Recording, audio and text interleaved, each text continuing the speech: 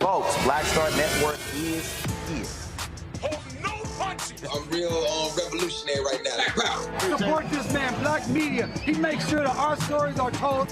Thank you for being the voice of Black America, Roland. Stay black. I love y'all. All momentum we have now, we have to keep this going. The video looks phenomenal. See, there's a difference between Black Star Network and Black-owned media and something like CNN. You can't be Black-owned media and be scared. It's time to be smart. Bring your eyeballs home.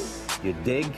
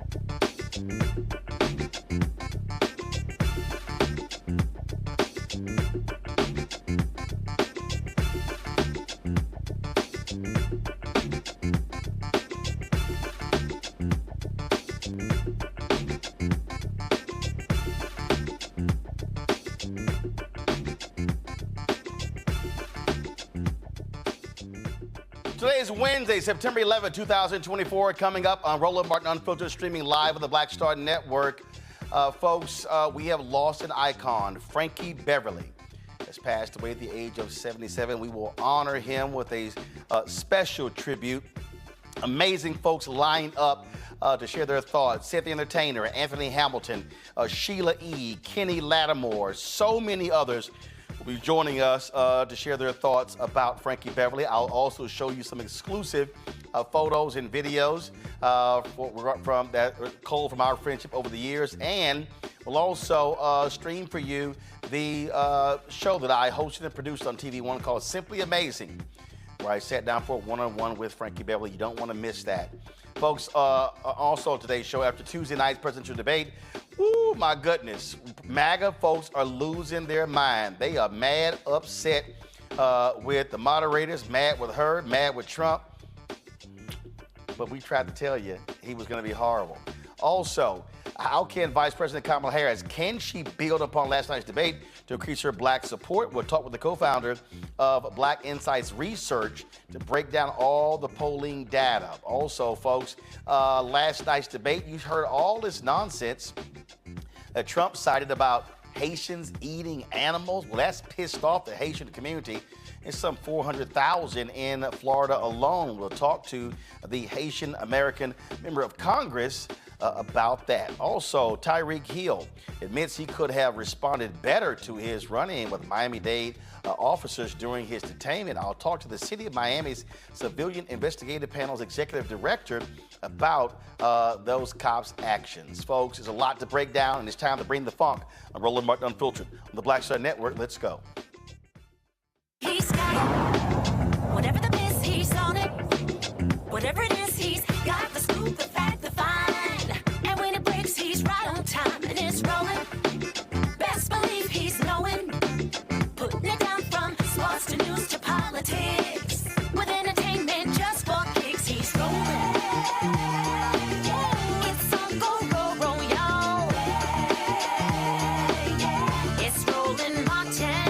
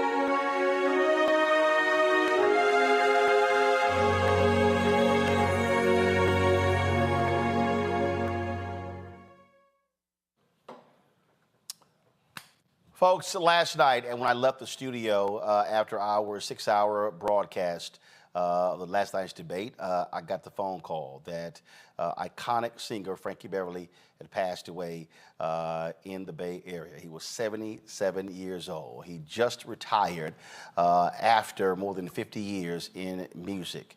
There were many tributes that took place this year. He was honored at the Urban One Honors, Lifetime Achievement Award from the NAACP, and also there was a special honor for him at Essence Festival this year as well. So many folks have been commenting about the passing of Frankie Beverly. This video here, folks, that I shot, this is actually from St. Louis. This was June 22nd when I went to St. Louis to see Frankie Beverly and Mays, to see the OJs and the Whispers, and on his farewell tour. And so many people all this morning have been responding and remembering Frankie Beverly. We have an amazing tribute lined up that will take place from 7 to 9 p.m. Among the folks who we've already booked who are going to be on the show to share their thoughts and reflections about Frankie Beverly, Kenny Lattimore, Melba Moore, Sheila E., longtime Essence Magazine editor Susan Taylor, singer Shelby J., singer Chris Walker, and also four former members of Maze, including the last living founder of Maze, Rome. We also have Calvin Napper, longtime guitarist Jubu Smith, and Daniel Weatherspoon as well. I just got some text messages, and we'll also be joined by Seth the Entertainer, Anthony Hamilton, and also others sent tributes like Gerald Albright and others. And so we look forward to honoring our dear brother Frankie Beverly, who is now an ancestor at the age of 87. Again, that'll take place from 7 to 9, and then from 9 to 10, we will air the one-on-one interview that I did with Frankie Beverly that aired on TV One in December 2017. Folks, last night was the presidential debate between Vice President Kamala Harris and Donald Trump, and today the MAGA folks are out of their minds. Donald Trump was calling into Fox News, complaining about ABC, saying they needed to have their license taken. It's not actually how it works with the FCC, Donald. But what you're also seeing is, as I predicted last night, a surge of support, more than $12 million raised in the last 24 hours. That number's been going up via Act Blue. Also, volunteers and others. And when you look at the polling data that has come out in the last couple of weeks, has been focused on other voters, and a lot of bad polling data, frankly. It's really undercounting African Americans. And so we reached out to our next guest. He's really been focused on a lot of this here.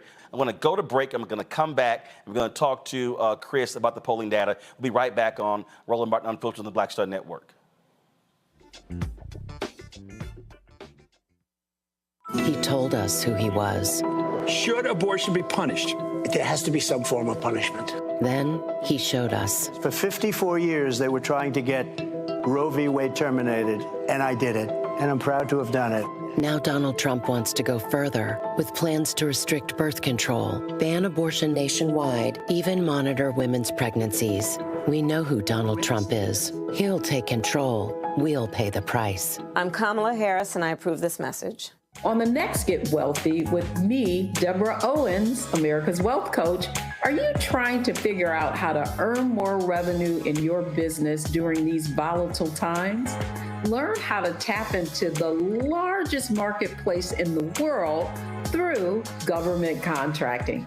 Our next guest, Akia Hardnett, will be sharing how you can get wealthy through government contracting. We've got a young lady, government assistance to government contracts. She literally was on government assistance when she came to us, and in less than a year, she has been winning multiple government contracts, and it has changed the trajectory of her family. That's right here, only on Black Star Network. He told us who he was. Should abortion be punished? There has to be some form of punishment. Then he showed us. For 54 years, they were trying to get Roe v. Wade terminated, and I did it, and I'm proud to have done it.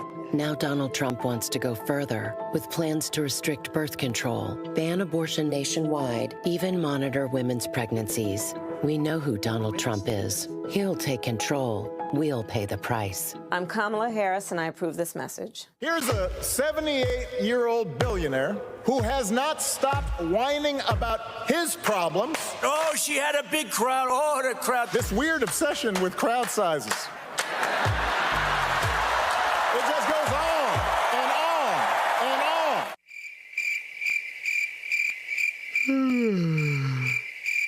America's ready for a new chapter. We are ready for a President Kamala Harris. I'm Kamala Harris, and I approve this message. In 2016, Donald Trump said he would choose only the best people to work in his White House. Now those people have a warning for America. Trump is not fit to be president again. Here's his vice president. Anyone who puts himself over the Constitution should never be president of the United States. It should come as no surprise that I will not be endorsing Donald Trump this year. His defense secretary. Do you think Trump can be trusted with the nation's secrets ever again? No. I mean, it's just irresponsible action that places our service members at risk, places our nation's security at risk. His national security advisor. Donald Trump will cause a lot of damage. The only thing he cares about is Donald Trump. And the nation's highest ranking military officer. We don't take an oath to a king or a queen or to a tyrant or a dictator. And we don't take an oath to a wannabe dictator. Take it from the people who knew him best. Donald Trump is a danger to our troops and our democracy. We can't let him lead our country again. I'm Kamala Harris, and I approve this message. The overturning of Roe almost killed me. I had a blood clot in my uterus that caused my labor to have to be induced because of the overturn of Roe v. Wade. I wasn't able to get life-saving treatment sooner. I almost died. And that's because of the decision that Donald Trump made. I was able to get Roe v. Wade terminated, and I'm proud to have done it. The doctors and nurses were afraid that if they treated me in the incorrect way, that they would be prosecuted for that. And that's appalling. Donald Trump says that women should be punished. Do you believe in punishment for abortion? There has to be some form of punishment. For the woman? Yeah. I believe that women should have reproductive freedom to make the choices about their own bodies. 4 more years of Donald Trump means that women's rights will continue to be taken away one by one by one by one. This has to stop because women are dying. I'm Kamala Harris, and I approve this message. Hey, what's up? It's Sammy Roman. Hey, it's John Murray, the executive producer of the new Sherry Shepherd Talk Show. It's me, Sherry Shepherd, and you know what you're watching, Roland Martin Unfiltered.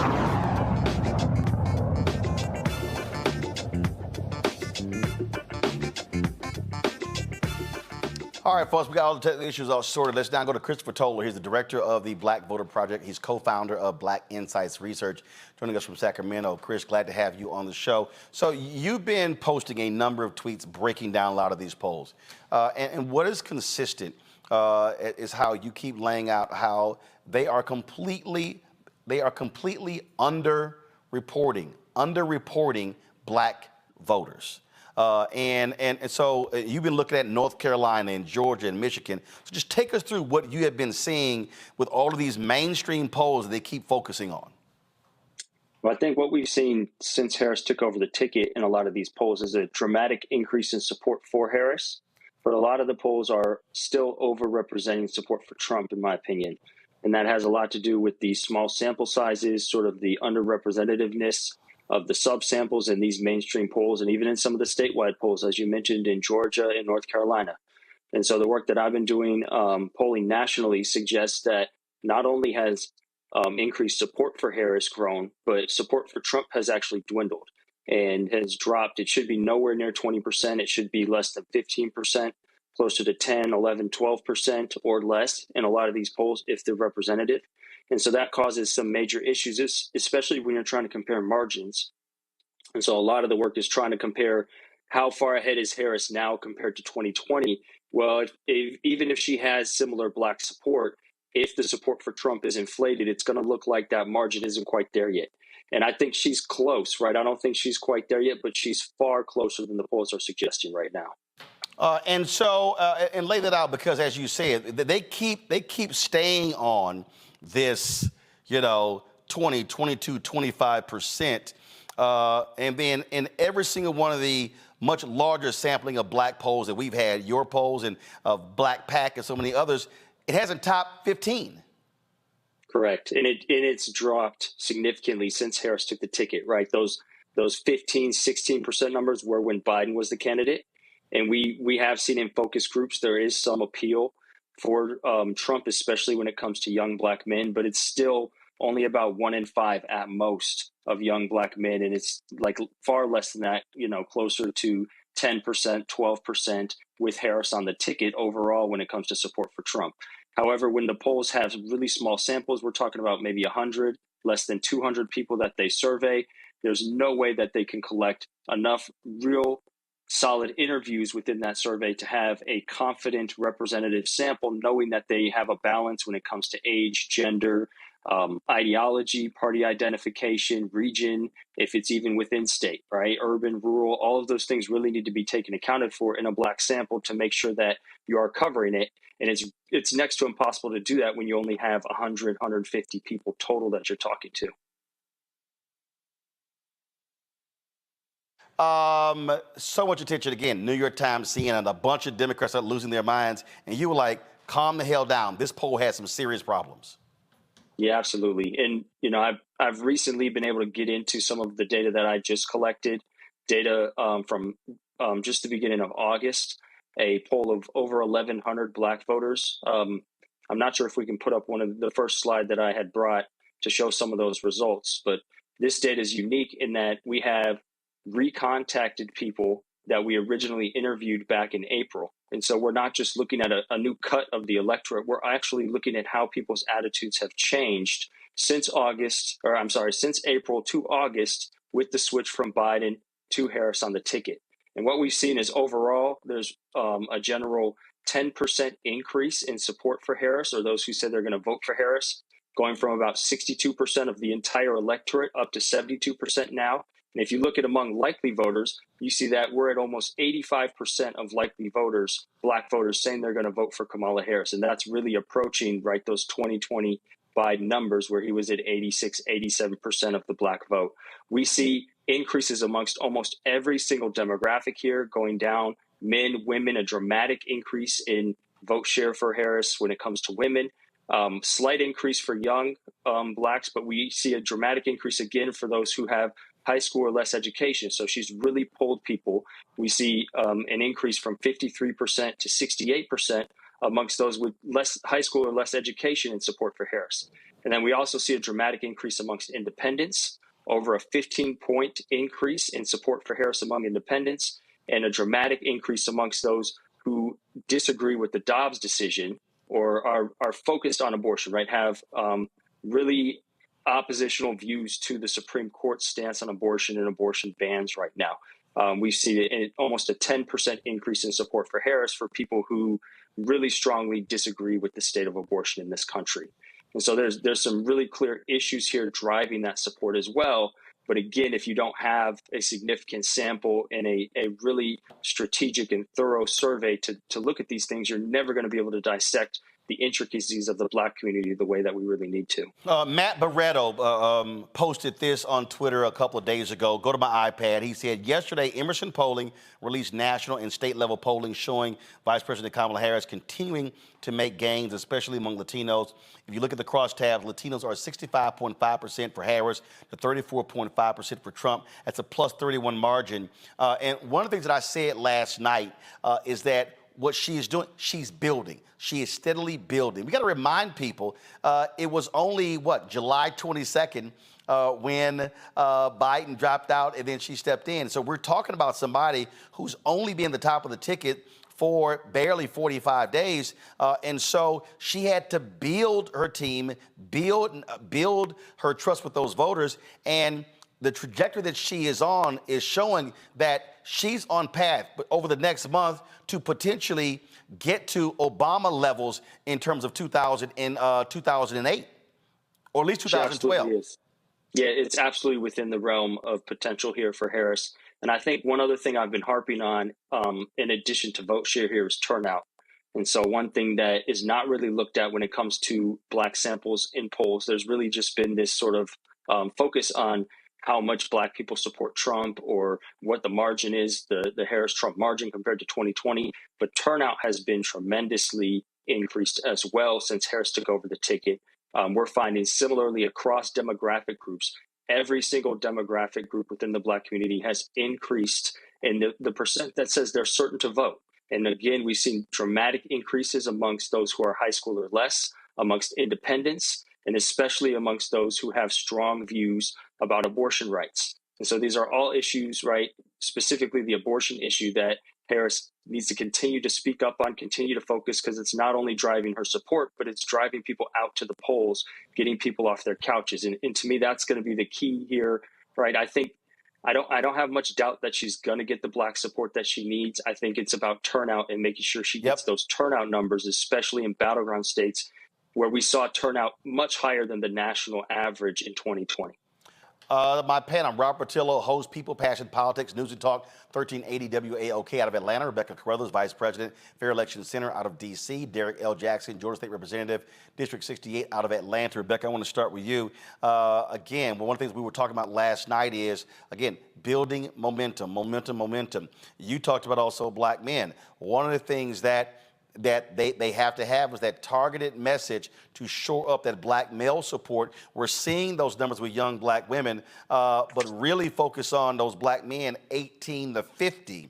That is really going to be crucial. And because I think what Chris has laid out, if you begin to see gains in that area, you definitely are going to see that separation. And I think you're going to see her lead expand in Georgia, North Carolina, and Wisconsin. Go right ahead, Rebecca.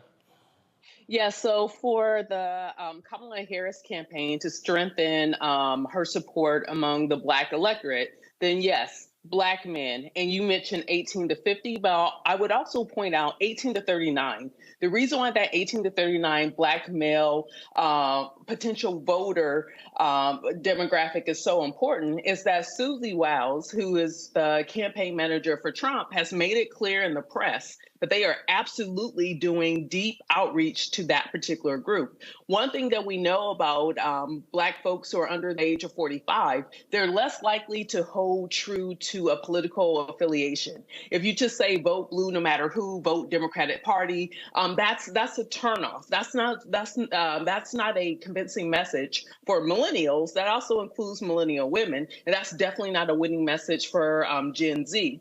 And so, like I was mentioning last night, a feedback that I'm hearing from Black men across the country is speak directly to us. Like you're speaking to other constituencies, speak directly to us.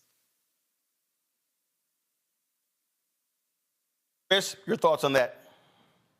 I think that's absolutely right. I think that, turning out and gaining the support of Black men, especially young Black men, can put this election out of reach for Trump, right? If Harris can gain those supporters, the Black population can turn a whole bunch of states, not just these swing states, Georgia. Now we're talking about North Carolina, right? Possibly putting Texas into play, Florida, really making the electoral map out of reach for Trump. I think in addition to speaking directly to them, what we found in focus groups in our own research is that the message needs to not only highlight sort of what Harris can do, because there's a lot of disillusionment amongst younger Black men and apathy. There's alienation from the political system. It's kind of hard. They express a difficulty finding their place. And so Harris also has to continue to highlight Trump's threat to the Black community and specifically to them when it comes to his policies regarding things such as the police. And in his approach to policing, his approach to incarceration, and to really just the issues that directly could affect young Black men, similar to we saw, right, how the police are treating even celebrity Black men. These are things that she could pull on and relate to the Black community that will strike a chord with young Black men. And so she needs to continue to make Trump the central and in the crosshairs, in addition to trying to speak to them through her policies. Robert? King, when we talk about this polling data, I know we often get kind of the national number, then the swing state numbers, but very rarely do we get those swing state numbers broken down by demographics. Particularly, we have 7 swing states that are going to decide this election. Under 200,000 people at the end of the day really are going to decide this election. What are some sources that people can go to find out what the status of the race is, specifically among our communities in those swing states? And me and Roland, we talked about this before, that if you're talking about doing rural radio on Black AM stations throughout the South, that is the things that change elections. But I think if people don't understand what our demographics are and what our numbers are, they don't understand where to invest that money in order to get those ad buys in that can swing the elections in some of these small outlier non-major city counties. Yeah, unfortunately, there's not a whole lot of public data available that offers that type of breakdown, that offers significant samples in those swing states where you can do a close breakdown or a close investigation of the Black community across demographics, across rural urban layouts. There are some surveys. I know Black Pack and a few others have surveys that offer oversamples or have done swing state oversamples. Split Ticket did a swing state survey of Black voters a few months ago. So there's opportunities to look at data like that. We are currently wrapping up an oversample of swing state Black voters as well. We're hoping to have about 700 Black voters across swing states so we can try and break down some of these analyses. But again, most of the actual polls that you're going to get where you get a significant amount of Black voters in a specific state are going to be private polls. They're going to be commissioned by either campaigns or private organizations that are trying to look at that state in particular, because public corporations, public funding just doesn't get put to that use, right? So there's not a lot of that available publicly to go look at. And again, we really just need to continue to push the importance of these things so that we can get more funding to these types of projects, and we can continue to elevate Black voices in communities where they're not necessarily heard, right? Outside of swing states, places like Mississippi, Alabama, that have some of the largest Black populations in the country, but they're hardly ever polled. Their voices are hardly ever highlighted or emphasized in research because the states are red, right? They're not seen as politically viable in national politics, although local politics there can affect these Black communities in some of the most instrumental ways. Derek?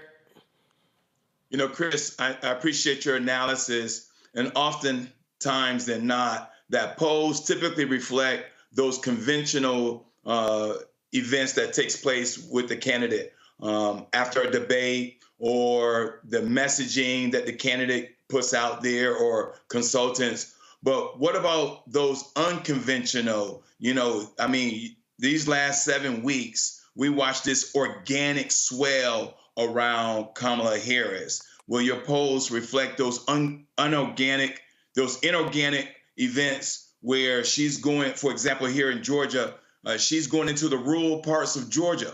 And the last time that has been done was 32 years ago. Will polls reflect that kind of activity that's not often done by candidates? So I think there's ways to get at that. In our polling, we do some messaging experimentation, and we do different types of polling experiments to try and look at how different messages affect different types of voters and different types of subsets of voters within the Black community. One thing that's unique about this poll is that because we collected one wave prior to Harris joining and one wave after she became the candidate, we have a number of questions that we're digging into that ask about the significance of her taking over the ticket for the Black community, what it means for her to be both potentially the second Black president and the first female president, and then the first, of course, female Black president, and how all of those things play into the relationship between Black voters and their decision to turn out and who they vote for. These are things that are not going to be picked up in typical polls. And so we do have the advantage of sort of looking at that event in the middle of the polling that's been taking place here. It's really hard, though, to catch on and tack on to these little sort of individual campaign events that Harris does. But again, through experimentation, you can ask about some of the themes and some of the messages that she puts forward to different voters and see how that really plays out. And so we'll be able to see, okay, does a message about Harris's policy hit well with rural versus urban voters, or is it really more about messaging about Trump or messaging about the economy, right? What's really going to stick here? And so there's a lot of unique ways to do it. But again, it's just the unfortunate state of things. There's not a lot of polling out there that even tries to look at this, let alone does it in a real sophisticated and rigorous way. All right, Chris Toller, we surely appreciate it, man. Thank you so very much for joining us. Keep breaking it down for us. Absolutely. Thanks for having me. All right, folks, going to go to break. We come back. We're going to talk about how MAGA is losing its mind after Donald Trump just completely got crushed in last night's debate. Also, we'll talk to a leading official in Miami about the Tyreek Hill detention and what the response there has been. He also speaks out, plus the attorney for the cop put on administrative leave speaks out as well. And again, the top of the hour, we'll have our tribute to Frankie Beverly, who passed away late last night at the age of 77. You're watching Roland Martin Unfiltered on the Black Star Network. Support the work that we do. Join our Bring the Fuck fan club. Your dollars make it possible to do the work that we do. Send your check and money order to P.O. Box 57196, Washington, D.C. 2037-0196. Cash App, $RM Unfiltered. PayPal, again, PayPal, R Martin Unfiltered. Venmo is RM Unfiltered. Zelle, Roland at RolandSMartin.com. Roland at RolandMartinUnfiltered.com. And of course, download the Black Star Network app, Apple phone, Android phone, Apple TV, Android TV, Roku, Amazon Fire TV, Xbox One, Samsung Smart TV. We'll be right back. Here's a 78-year-old billionaire who has not stopped whining about his problems. Oh, she had a big crowd. Oh, the crowd. This weird obsession with crowd sizes. It just goes on and on and on.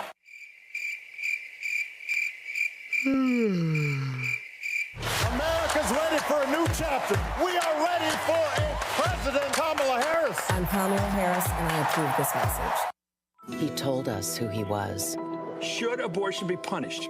There has to be some form of punishment. Then he showed us. For 54 years, they were trying to get Roe v. Wade terminated, and I did it. And I'm proud to have done it. Now Donald Trump wants to go further with plans to restrict birth control, ban abortion nationwide, even monitor women's pregnancies. We know who Donald Trump is. He'll take control. We'll pay the price. I'm Kamala Harris, and I approve this message. In 2016, Donald Trump said he would choose only the best people to work in his White House. Now those people have a warning for America. Trump is not fit to be president again. Here's his vice president. Anyone who puts himself over the Constitution should never be president of the United States. It should come as no surprise that I will not be endorsing Donald Trump this year. His defense secretary. Do you think Trump can be trusted with the nation's secrets ever again? No. I mean, it's just irresponsible action that places our service members at risk, places our nation's security at risk. His national security advisor. Donald Trump will cause a lot of damage. The only thing he cares about is Donald Trump. And the nation's highest-ranking military officer. We don't take an oath to a king or a queen or to a tyrant or a dictator. And we don't take an oath to a wannabe dictator. Take it from the people who knew him best. Donald Trump is a danger to our troops and our democracy. We can't let him lead our country again. I'm Kamala Harris, and I approve this message. IVF is a miracle for us because it allowed us to have our family. After having my daughter, I wanted more children, but my embryo transfer was canceled 8 days before the procedure. Donald Trump overturning Roe v. Wade stopped us from growing the family that we wanted. I don't want politicians telling me how or when I can have a baby. We need a president that will protect our rights, and that's Kamala Harris. I'm Kamala Harris, and I approve this message. The overturning of Roe almost killed me. I had a blood clot in my uterus that caused my labor to have to be induced because of the overturn of Roe v. Wade. I wasn't able to get life-saving treatment sooner. I almost died. And that's because of the decision that Donald Trump made. I was able to get Roe v. Wade terminated, and I'm proud to have done it. The doctors and nurses were afraid that if they treated me in the incorrect way, that they would be prosecuted for that. And that's appalling. Donald Trump says that women should be punished.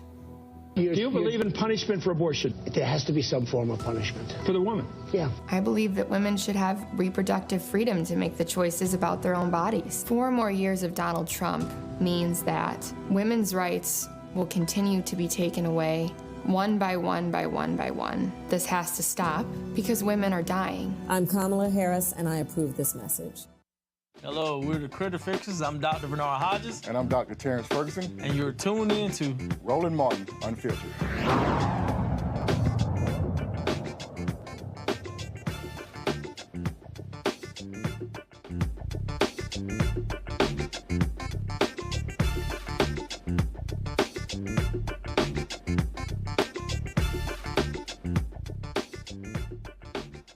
I told you these MAGA folks are out of their minds. Last night in the debate, Donald Trump actually repeated the lie about Haitian immigrants in Springfield, Ohio, eating pets.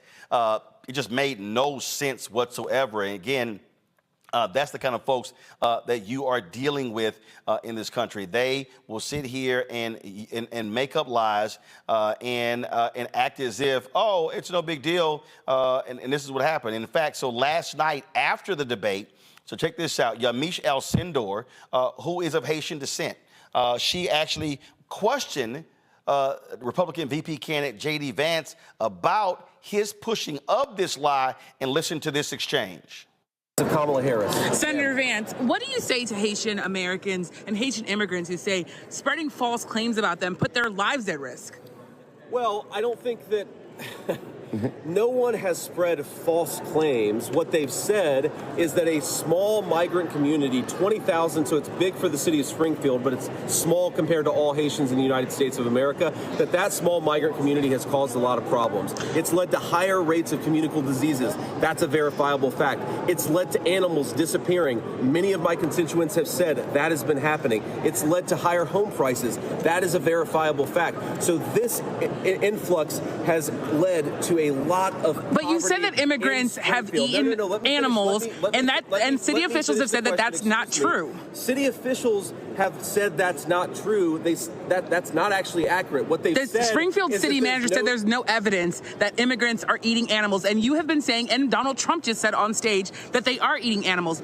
I'm asking you. Yes, I'm asking you. I'm asking you. What Can you answer go ahead. Can you ask the question and then let me answer it? Yes, please. The city manager said there's no verifiable evidence. A lot of residents on the ground have said that there is. That just means the city manager, I think, isn't fully in touch with what's going on the ground there. I've heard from many of my own constituents who have seen these things with their own eyes, who have seen these abductions with their own eyes, who have seen geese being taken out of local parks and slaughtered in front of their eyes.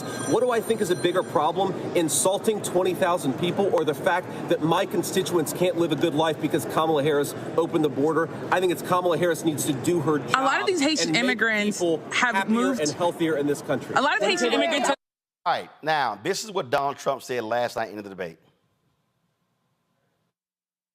Our country is being lost. We're a failing nation, and it happened 3.5 years ago.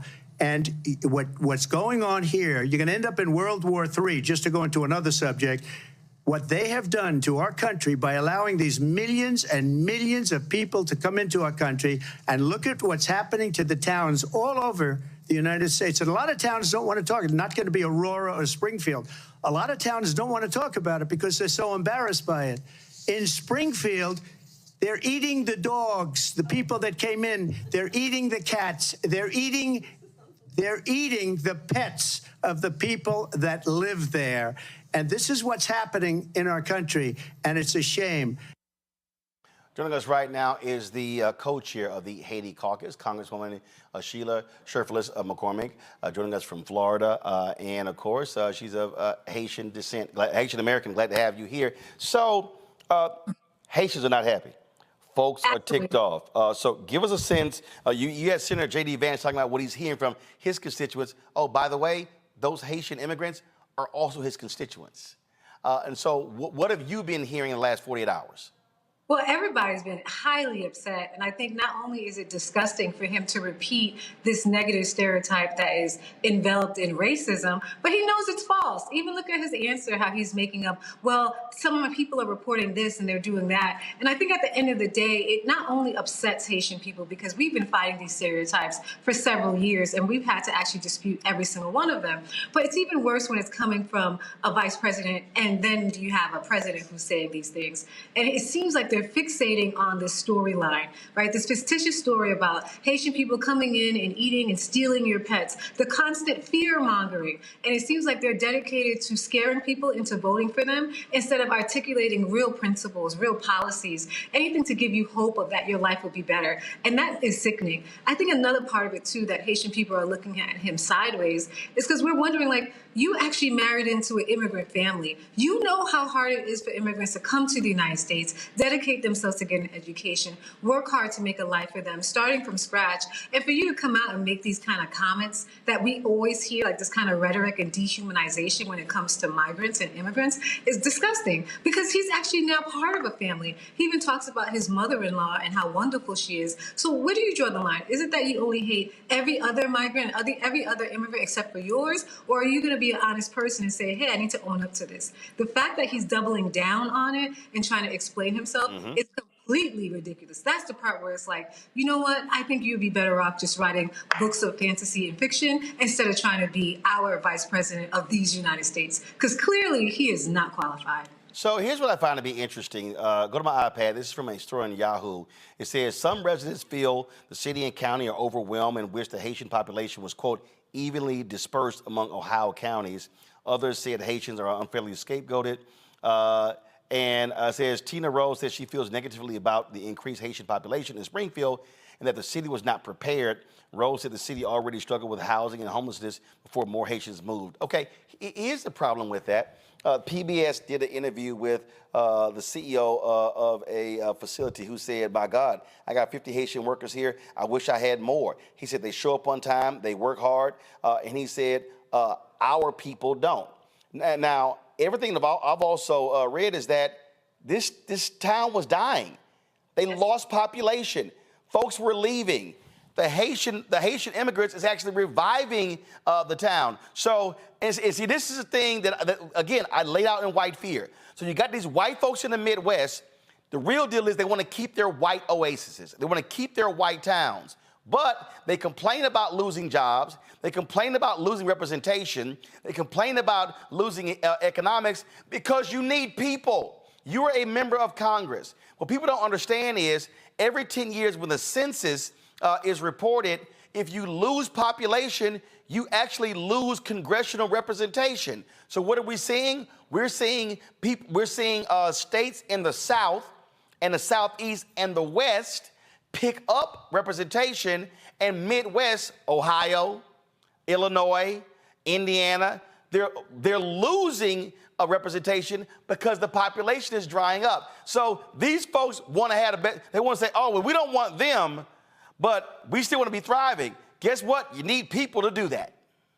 Absolutely. Absolutely. And in fact, I'm happy you brought up what the businesses community is saying, because as Haitian people are coming in through the parole program, which is actually a legal pathway that you have to apply for in Haiti to come into the United States, the business people in Ohio have been recruiting them, asking them to come and help their industry, asking them to come and work in their factories. And we have to be honest about the dynamic. The Haitian people who are coming in through the program, the parole program, humanitarian parole, they're actually the best people in Haiti. So you have doctors who are applying and have to show that they have a bank account, who have to show that they are educated, they have something to lose, who are coming in, and as they're waiting to pass their exams, as they're waiting to pass their boards in the United States, guess what? They're working at a factory as they're waiting because they have to keep a roof over their head. And we even see a brain drain in Haiti because the best of Haitian people are coming here. So to say that the people who are coming from Haiti, who are educated, who are the best, who actually got working papers, who've gone through so much scrutiny to get into the United States legally, are coming into the United States illegally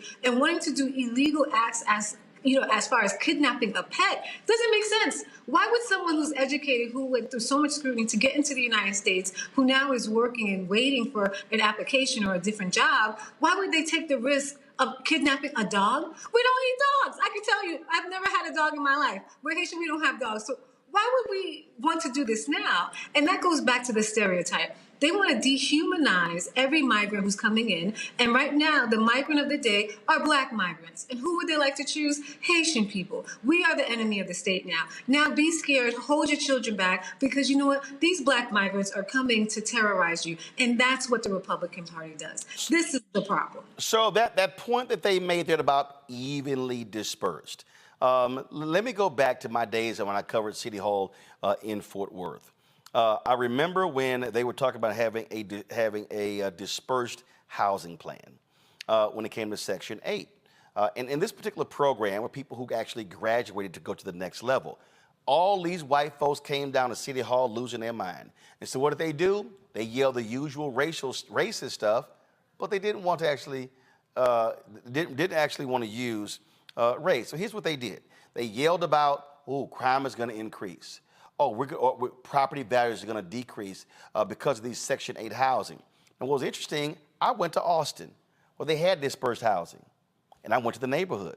The neighbors didn't even know that the people next door had Section 8 vouchers. They had no idea. So what these white folks do is, so when you hear them say we should be dispersing people across different areas, what they're trying to say is, can y'all get these Negroes out of our area? And so what they're saying is, well, let's not have 20,000 Haitians in Springfield, Ohio. Can't we just keep it like 1,000 and y'all send 1,000 here? So they want to break up the Haitian community and spread them all around Ohio. We know what that game is. We've seen it all before. Absolutely. I mean, the truth is, if they weren't working hard to recruit the Haitian migrants to come and work, then they wouldn't go there. They would prefer to come into communities like myself in Broward and Palm Beach and in Miami and Florida, where you have a larger Haitian community. They would prefer, but they were actually being recruited to go and help out these areas. And they're just doing what they came here to do, which is to work. And all these storytelling, they're saying that Haitian people are going to drain the resources, they're going to do this, and they want to get on welfare. It's absolutely false. I can tell you in Haitian culture, in Haiti, Haiti, there is no system of government assistance. Haitian people don't even understand that. Either you work to survive or you don't work and you don't eat. That's what we know, and that's our culture. So the first thing we're going to do when we come to the United States is work. But once again, we go back to the same rhetoric. This is the same playbook we hear all the time. Every election, there's a new demon on the plate. There's somebody for you to be scared of. And guess what? It's always a black person. And this election, Donald Trump is fixating on Haitian people and black people. Despite the facts, despite the truth, we are the enemy of the day, and that's what they're going to go for. But the surprise is that there's 1.2 million Haitian Americans in the United States who are active voters. And in addition to that, you have our children who are actually active voters. And we are now going to turn out in droves to make sure that he feels the pressure and the fury of the Haitian community by not voting for him. So he's actually doing us a favor. Some Haitians do lean to be Republican, but after this stunt, I cannot believe that not one person would lean to be Republican. Well, I absolutely hope that the campaign of Vice President Kamala Harris is leaning into this. Again, some 400,000 Haitians there in Florida. That could be the difference when it comes to this election. And yeah, we see exactly how they feel, and they're doubling down. So, Congresswoman, we certainly appreciate it. Thanks a lot. Thank you so much for having me. All right. Look, it's pure racism, Derek, that we're actually seeing come from the Trump folks. But this is par for the course. This is how they operate. You know, Roland, I think this is part of their playbook, the playbook of Project 2025. They're going to continue to use immigration as a way to say they're taking your jobs, or they're going to bring crime, or they're the other, they're not like us. And so when you think about the case that they're trying to build, Project 2025 continues to say that if they're in power, they're going to deport 18 to 20 million immigrants. And so what better way for them to say during a national stage, as Trump did last night, that here's another case of the other, because this is the ones who we need to get out of this country. They're just falling in accordance with their playbook, Project 2025. And look, Robert, I laid this out in my book, White Fear. And guess what? All of these mainstream networks, other than a couple of shows at MSNBC, didn't book me, didn't want to talk about it, and it's playing out. And I'm like, y'all, it's here. This is absolute white fear. They are scared to death. Oh, my God, they're taking over our town. Hey, it ain't our fault. Y'all stop screwing. It ain't our fault. Y'all stop having kids. And so your population is going, it's just a fact. The average white death rate in states in America is about 12 to 15, is higher than the average white birth rate. They listen to Tucker Carlson, oh, great replacement theory. It's not a great replacement theory. Y'all are replacing yourselves because y'all ain't having kids. And this is also why conservatives are so hardcore against Roe v. Wade, because it's also about procreation. Look, Roland, as your resident Haitian American, I admit it. It was me. I ate all the cats and dogs. I just fly out there every weekend. I can't help myself. It's just part of what this is. And I'm sure you shot it first with your AR-15. No. You're going to mess with the meat if you do it that way. Look, Roland, the fact that we are having this conversation in America in the year 2024 is ridiculous. We'll tell a quick story that when I was about 10 was when the Haitian boat crisis was taking place, where you had Haitians trying to escape a dictator, trying to come to America, but because of the U.S. policy for Cubans versus Haitians, they're being turned back away in the sea. And the entire conversation when I was in elementary school at the time was, well, did your family come here floating on a raft? Did you get inner tube here? I heard your people eat dirt, etc. That was in the 1990s. It is 30 years later, and we are still dealing in these same stereotypes. We're still dealing in these same lies. We're still dealing in the same rhetoric that's taking place. And the reason that this rhetoric is so pernicious is very clear what they're doing. You attack affirmative action. You attack higher education. You attack DEI. You attack education in Black history. You take jobs away from African Americans. At the same time, you deport 20 million people who are working in the service industries. Where are you going to move those African Americans when you get rid of 50,000 jobs in the government under Project 2025? You're going to be pushing black folks back into the field in order to fill those positions. I was with the Congresswoman earlier this week at African Diaspora Day at the Capitol, along with the Sultan of Sudan and Congressman Jonathan Jackson. There's going to be a big panel at CBC on Friday at 1 p.m. that I want people to attend, talking about the needs of African Americans to connect with the other members of the African diaspora and understand that what the strength that we have is when African Americans, Caribbean, or Afro-Caribbeans, and people on the continent are able to work together for trade, for education, for uplift. Because once we do that, we can take over this conversation about who we are, what we are, where we came from, and ensure that when someone makes a statement like this, we have the political, economic, and social power to ensure that there are consequences for it. There's a reason they don't say stuff like this about other communities, because they understand the consequences that will take place. If Haitian American voters cost President Trump the state of Florida and therefore the presidency, maybe they will finally understand that we're not just their punching bag in politics. Rebecca. You know, it's very telling listening to J.D. Vance as he's talking about these 20,000 Haitian immigrants. And mind you, so many of these people are actually Haitian Americans now and are working through naturalization, right? But what's really telling is he's talking about, oh, well, you know, this is a problem for my constituents. But aren't those 20,000 people also his constituents? So you even see that further othering. He doesn't even recognize those folks as people who are worthy for him to represent in that particular community. The other thing is, look, everybody got a phone. There's cameras on it. You can record stuff. So where are the photos? Where are the pictures? Where is the evidence of all of these people allegedly stealing animals and cooking animals and having barbecues in the park with cats and dogs? It simply isn't happening. If it was, there would be photographic evidence. Absolutely right. All right, folks, hold tight 1 second. We come back. We're going to talk about what's happening in Miami. The Tyreek Hill arrest still is drawing lots of attention.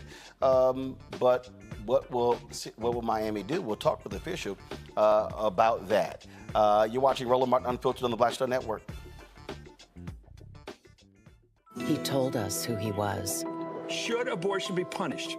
There has to be some form of punishment. Then he showed us. For 54 years, they were trying to get Roe v. Wade terminated, and I did it, and I'm proud to have done it.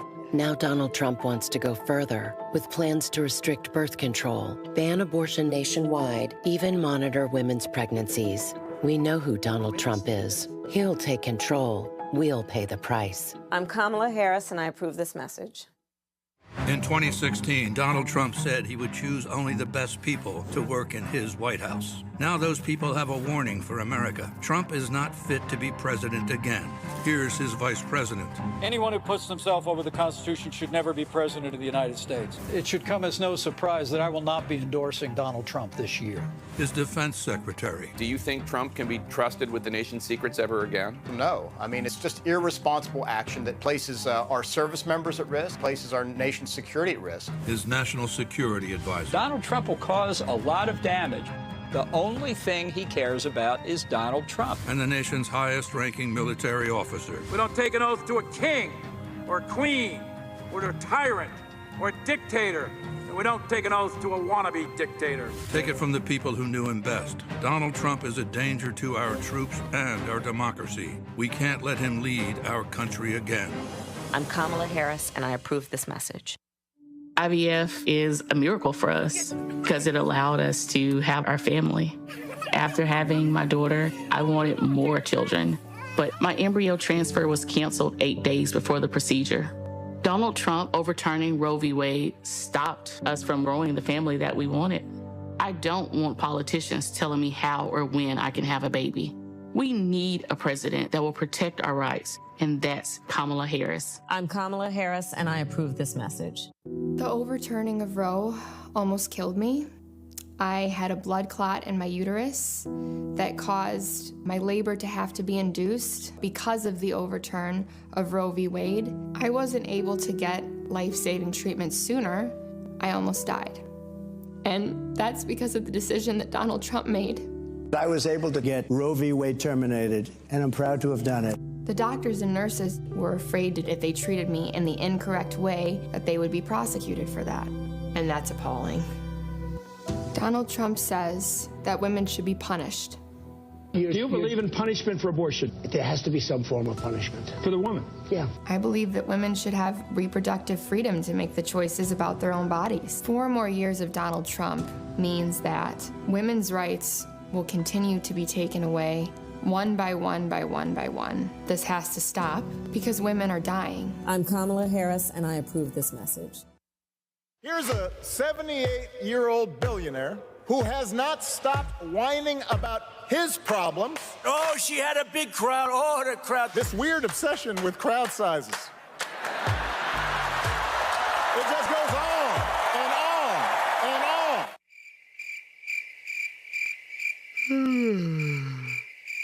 America's ready for a new chapter. We are ready for a President Kamala Harris. I'm Kamala Harris, and I approve this message.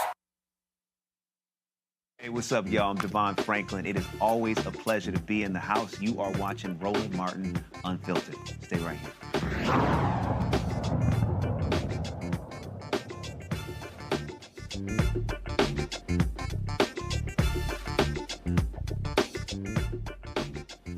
Folks, the detention of Tyreek Hill continues to cause lots of conversation across the country. Today, he gave an interview where he said, you know what, he could have handled the situation better. But the reality is the onus should have been on those cops. Rodney Jacobs is the executive director of the City of Miami's Civilian Investigative Panel. He joins us right now. Rodney, glad to have you on the show. Let's be real, Rodney. Florida has handcuffed groups like yours. They don't want civilian panels investigating cops because Republicans want them to operate with impunity. That's pretty much the case of it. Right now in the state of Florida, we're fighting tooth and nail to keep police accountability and police oversight at the forefront of everyone's mind because due to laws from Ron DeSantis and others here at the local level, they're looking to dismantle our oversight powers. And so when you look at this here, you already, what was interesting, how the police union immediately tried to come out and try to form the narrative. And guess what we found out? The cop that put administrative duty sits on the board of the police union.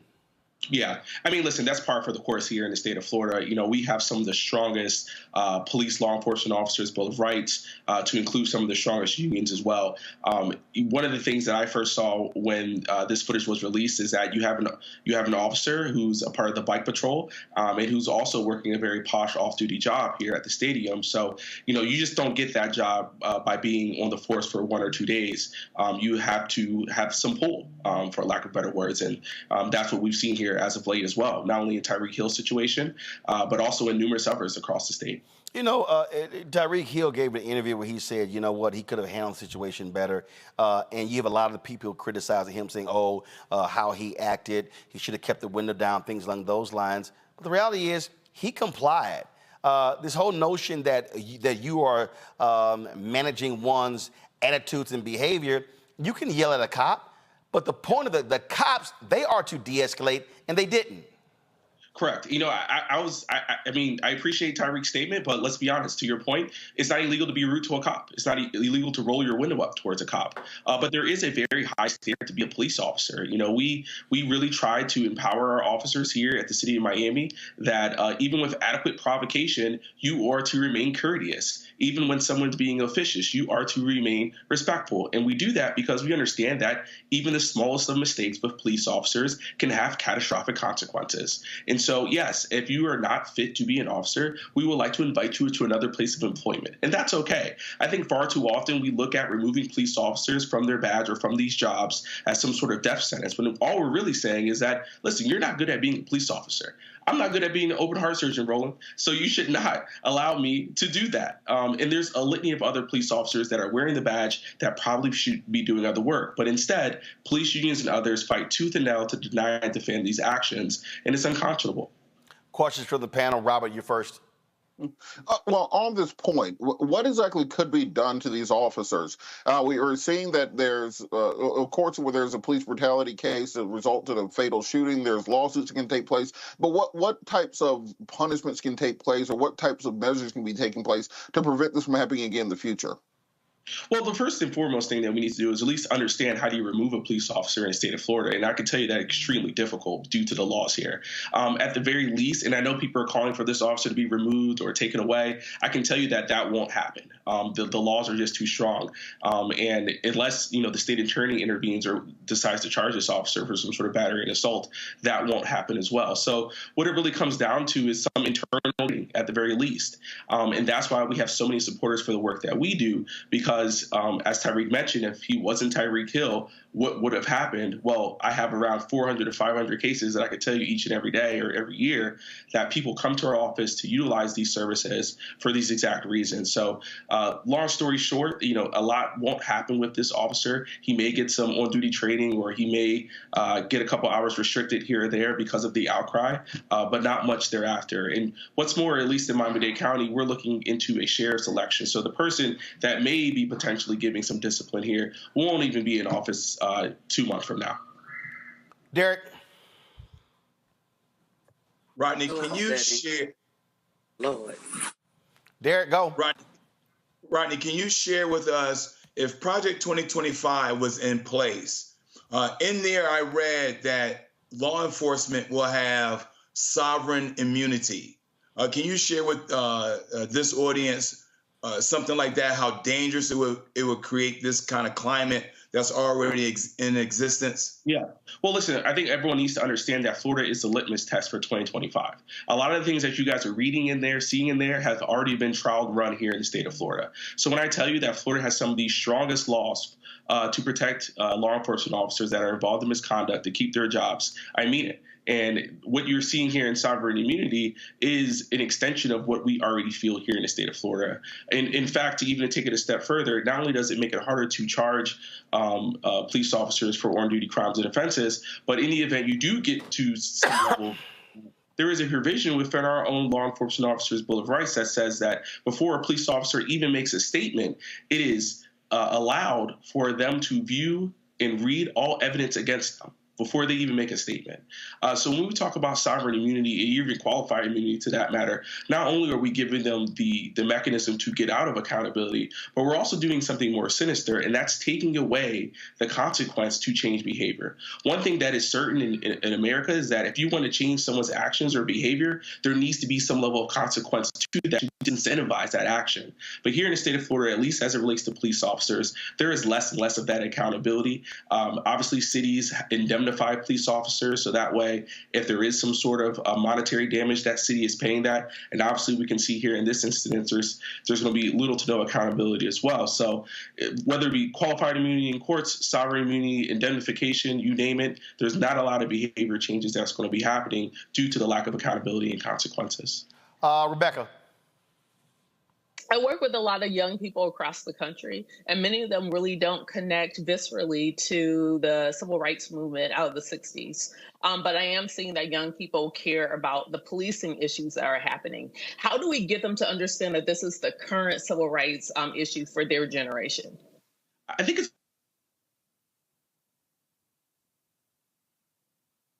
I think Rodney froze. Let's see if we can get Rodney back.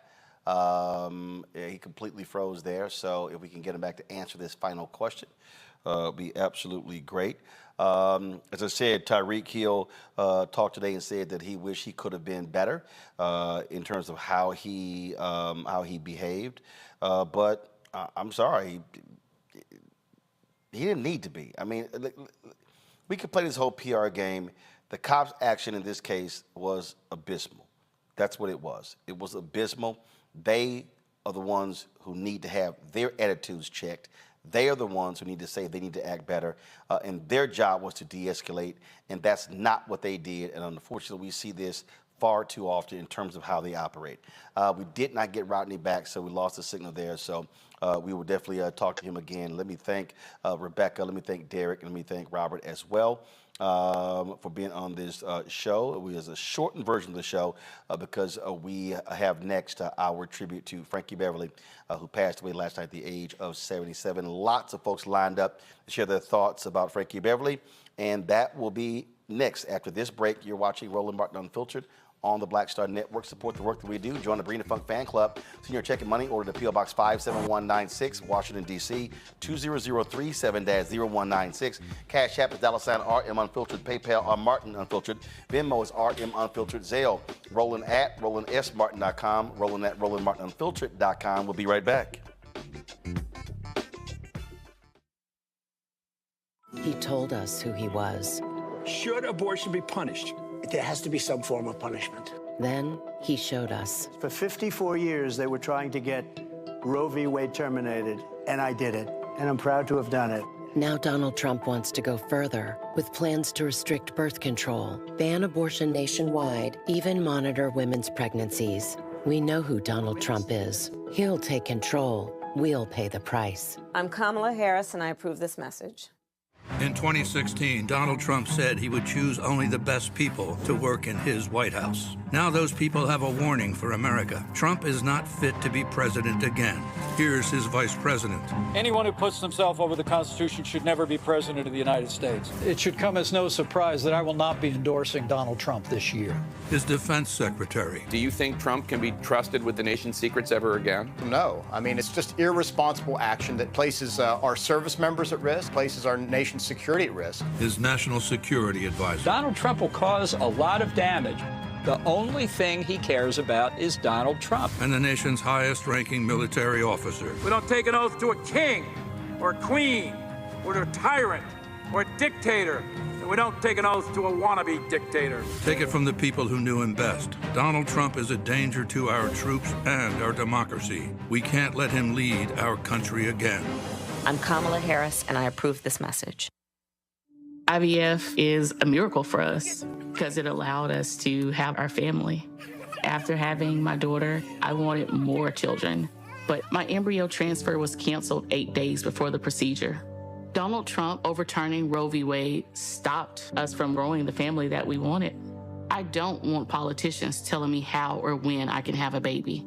We need a president that will protect our rights, and that's Kamala Harris. I'm Kamala Harris, and I approve this message. The overturning of Roe almost killed me. I had a blood clot in my uterus that caused my labor to have to be induced because of the overturn of Roe v. Wade. I wasn't able to get life-saving treatment sooner. I almost died. And that's because of the decision that Donald Trump made. I was able to get Roe v. Wade terminated, and I'm proud to have done it. The doctors and nurses were afraid that if they treated me in the incorrect way, that they would be prosecuted for that. And that's appalling.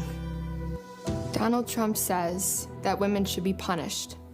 Do you believe in punishment for abortion? There has to be some form of punishment for the woman. Yeah. I believe that women should have reproductive freedom to make the choices about their own bodies. 4 more years of Donald Trump means that women's rights will continue to be taken away one by one by one by one. This has to stop because women are dying. I'm Kamala Harris, and I approve this message. Here's a 78-year-old billionaire who has not stopped whining about his problems. Oh, she had a big crowd. Oh, the crowd. This weird obsession with crowd sizes. It just goes on and on and on.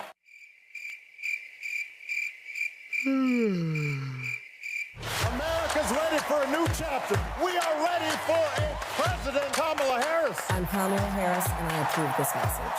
Farquhar, executive producer of Proud Family. You're watching Roland Martin Unfiltered.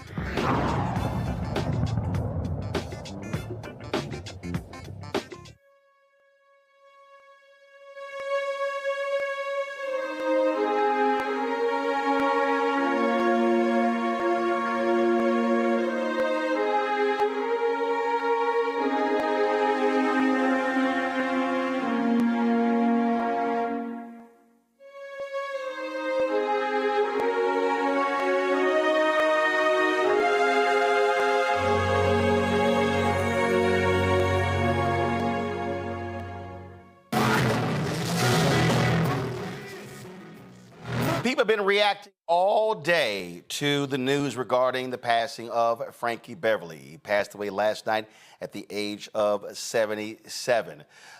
This, of course, is some video that I shot of Frankie when he was performing the Tom Joyner Morning Show cruise. He often performed on that cruise on numerous occasions and always packed the crowds, always the audience wearing white. And so many people have been commenting all across the country, all across social media about their Frankie Beverly moments, talking about their iconic opportunities with him, and of course, seeing him, experiencing him in concert. And so joining us right now, a couple of people to share their thoughts. Kenny Lattimore, Grammy-nominated singer and songwriter, and also Shelby J, singer. Glad to have both of you here on the show. Let me start with you, Kenny, because Frankie Beverly, for so many years, that silky smooth voice, backed by the band. And here's the whole deal. Frankie, when you're the Superdome, Frankie didn't work the whole stage. Frankie didn't, I mean, they was like, they shortened that stage. They gonna work from point to point. Yeah, he wasn't hopping around, running around. They were like, we gonna sing the same set every time, and the joint is gonna be packed, and they gonna dance their butts off. Yep. And they had that one moment when they and stop and freeze, and it would turn the place out. But what an icon, what an honor it was to know him. I was able to give him his Lifetime Achievement Award for the NAACP Image Awards this past year. Kudos to everybody that chose to honor him and put together the farewell tour. I never thought that he got all of the accolades that he deserved, and the way that we think about how he's impacted our culture. When you went to a Frankie Beverly and Mays concert, it united people. It united Black folks in general in a way that no other artist did. When we got together to sing and dance, and it was like a family reunion every time we saw him. Shelby J, you spent a lot of time with Prince, and I dare say this here. There are only two acts. I can't think of anybody else, two acts that will dictate what people wear. Prince, purple, and Frankie Beverly and Mays in white. Right. I don't care if Mays came to town, there was no white linen in the city. Yes, all of them. I got mine on tonight to honor him. Yes, absolutely. You talk about the soundtrack of a culture. You talk about the master, okay? The master of a culture. A personal memory of mine, I remember when I worked in New York City back in the Sylvia days, and he was coming to town. I think it was a BLS event, and everybody wanted to go to the show. I got there. I was on the side of the stage, and I think at sound check, he was on the drums. I didn't even know he played drums. I had no idea.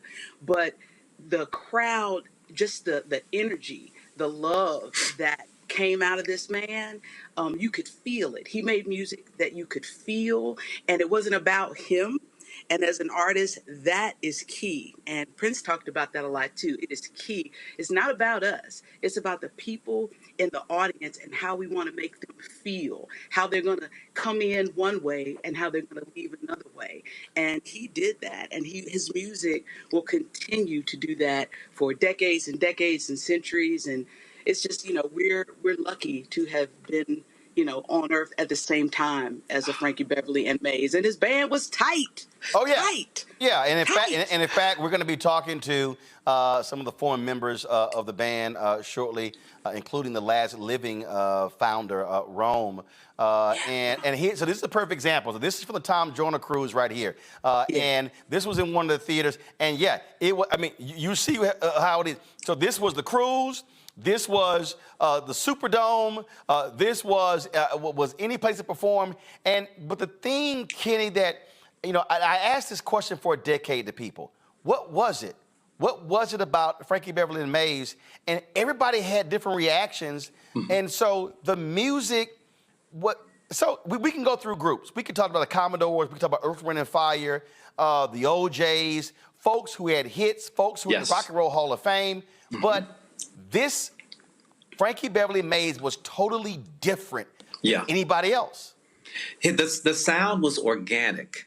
So it was something about it that when you got together, it wasn't overproduced. It was musical. It was excellent.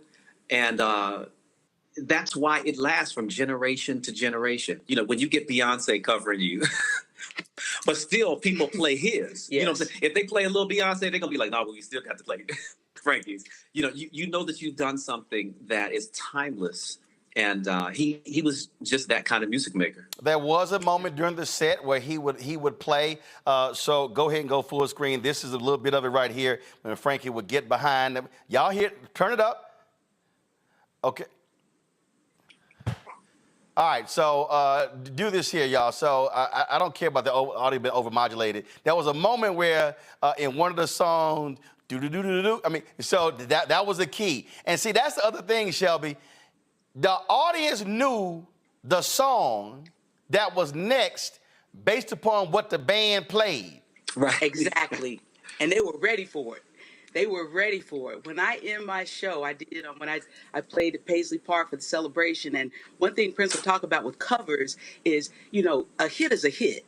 And they've already made it a hit. So you want to pick a song that's going to get them right from the beginning. And so with my songs, I would do, you know, put together a show, and I would end. I said I gotta end with Before I Let Go, and as soon as that da da da da da da, whoa, everybody starts singing, and it just the energy shifts, and that is forever. And it's just that joy. That's the one word people ask me when I found out last night, because it was my birthday yesterday, and I found out last night, and I was like, just joy.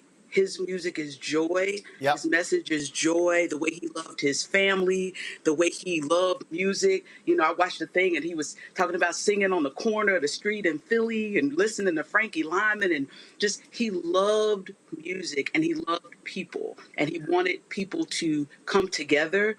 And that's what good music does. Good music brings people together. Good music is timeless. It ain't milk. It don't expire. Good music is forever. And that's what kind of music he made. Oh, and right there, Kenny, and the thing is, you have intergenerational. And so, again, when you look at this video right here, I mean, you had grandmother, grandfather, mom and daddy, sons, daughters, nieces, nephews. That was the other thing in terms of the generations that were in there. He's doing the classic thing. He's singing about love. Yes. And love is also timeless to go with it. So Frankie represented us well. He did it with such style. His personal style translated to all those generations still.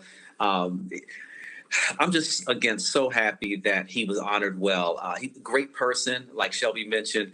I just have sat at his feet so he could tell me stories about Marvin Gaye, too, and you know, just different things where he loved what he did. Mm-hmm. And he understood that music took him on this journey, and he was very grateful of that.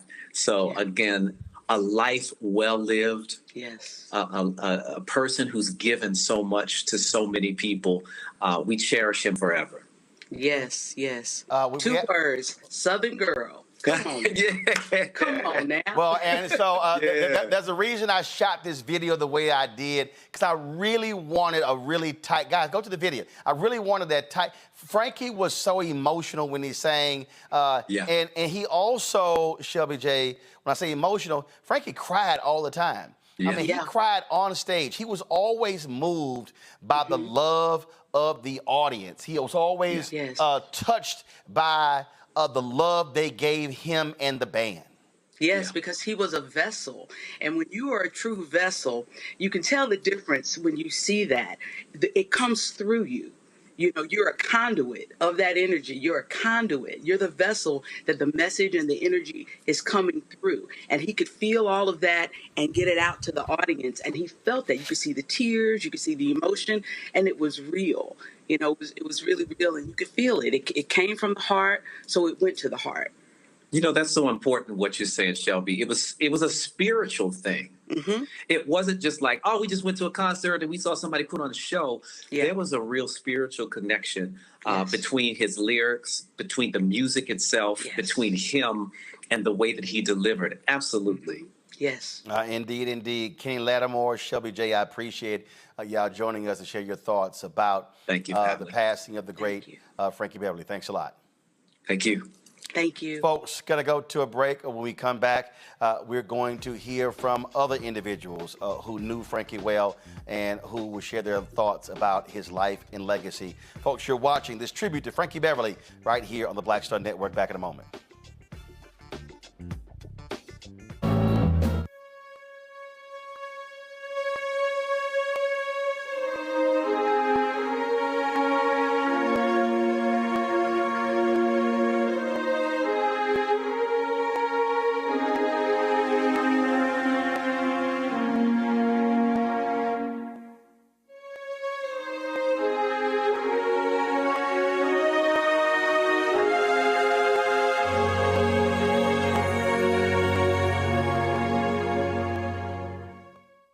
In 2016, Donald Trump said he would choose only the best people to work in his White House. Now those people have a warning for America. Trump is not fit to be president again. Here's his vice president. Anyone who puts themselves over the Constitution should never be president of the United States. It should come as no surprise that I will not be endorsing Donald Trump this year. His defense secretary. Do you think Trump can be trusted with the nation's secrets ever again? No. I mean, it's just irresponsible action that places our service members at risk, places our nation's security at risk. His national security advisor. Donald Trump will cause a lot of damage.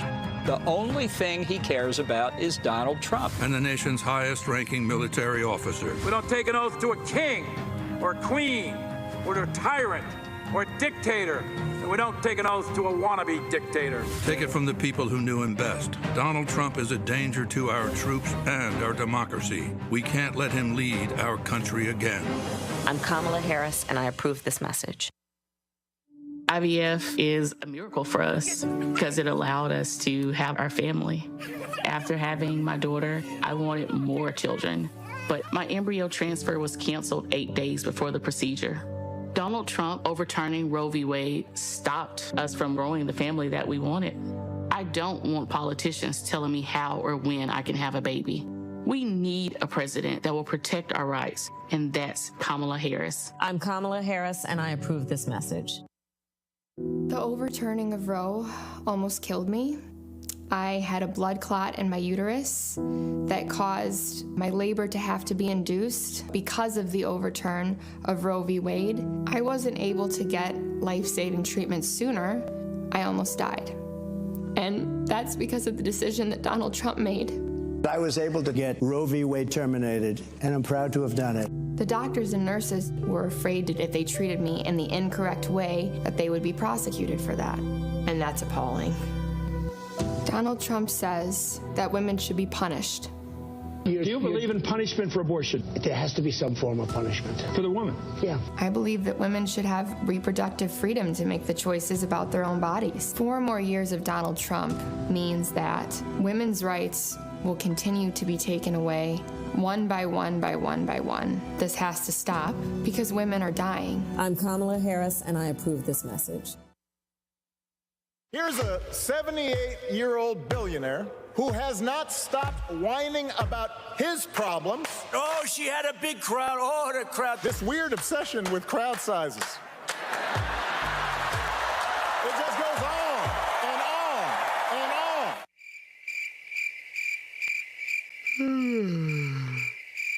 America's ready for a new chapter. We are ready for a President Kamala Harris. I'm Kamala Harris, and I approve this message. Me, Sherry Shepard, and you know what you're watching, Roland Martin, Unfiltered.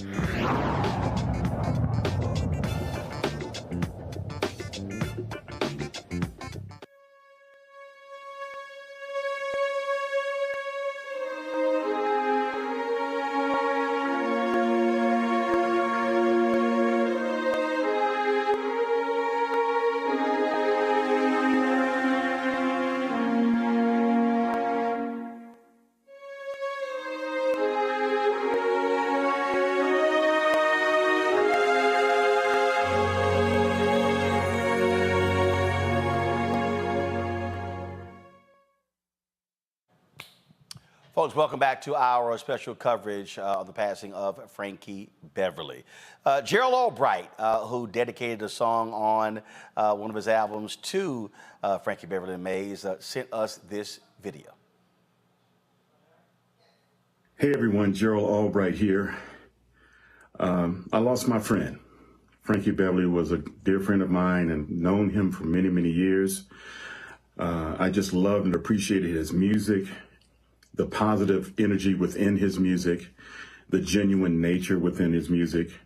I love the man himself. One of the kindest guys I've ever met, one of the most unique voices of our time. He will be greatly missed. I'm glad I had a chance to perform some music with him over the years. And even in my live shows today, I do the song Before I Let Go, which has been a staple in my set list for many, many years. And it's a song that we have to do because it's just a party song of the century. But thank you, Frankie, for everything that you've given us. You've taken us through some great times, some hard times with your songs, and you were here for a purpose, and you fulfilled that purpose. Job well done. On behalf of the Albright family, I'd like to give condolences and prayers, and we're praying for your understanding in this season. God bless. All right, folks, our next guest, they knew Frankie Beverly very, very well. Long-time members of Mays, and one of them is the last living founder of Mays. So joining us right now is Rome. Rome, glad to see you there. Rome, of course, he plays the congos and is also on vocals. Also, Calvin Napper on drums and Jubu lead guitars. Is everyone here? And also Chris Walker, who is a vocalist, and of course they also now make up the band TMF. Again, it is, first of all, condolences to every single one of you. Rome, I want to start with you because y'all go back 50 years, brother. That's a long, 55 that's a long time. years. 55 years. 55 years. Take us to the beginning. How did y'all meet?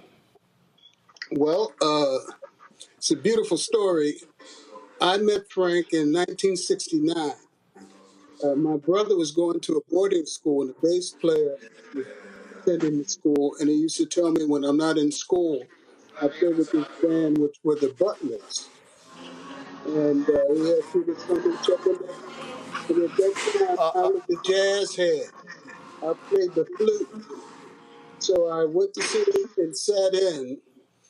And of course, the flute wasn't required in the music they were doing because it was pretty much doo-wop. And, you know, people have angels that God puts in their lives.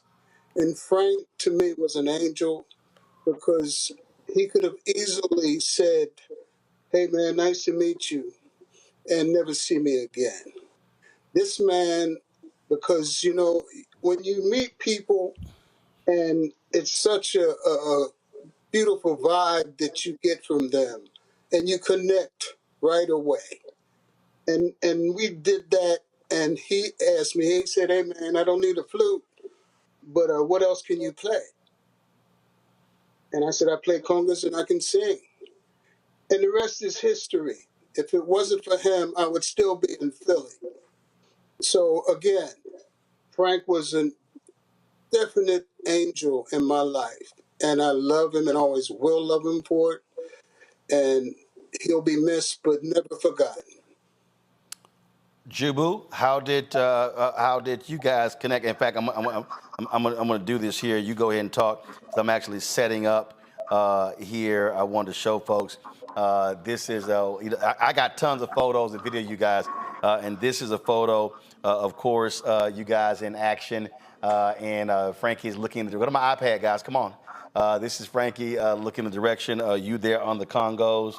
And you guys performing somewhere. I shot this somewhere. But Jubu, give us how did it begin with you and Frankie Beverly? Frankie, I think Rome was the first one to tell Frankie about me. And he was looking for another guitar player. And I had met Rome a few years earlier, and me and Rome we just hit it off so well, man. And I had always been a fan. And this was in 2000 because I was still playing with Miss Whitney Houston, rest in peace. And he called me. I didn't know how he got my number. I thought someone was pranking me, and I ended up hanging up in his face.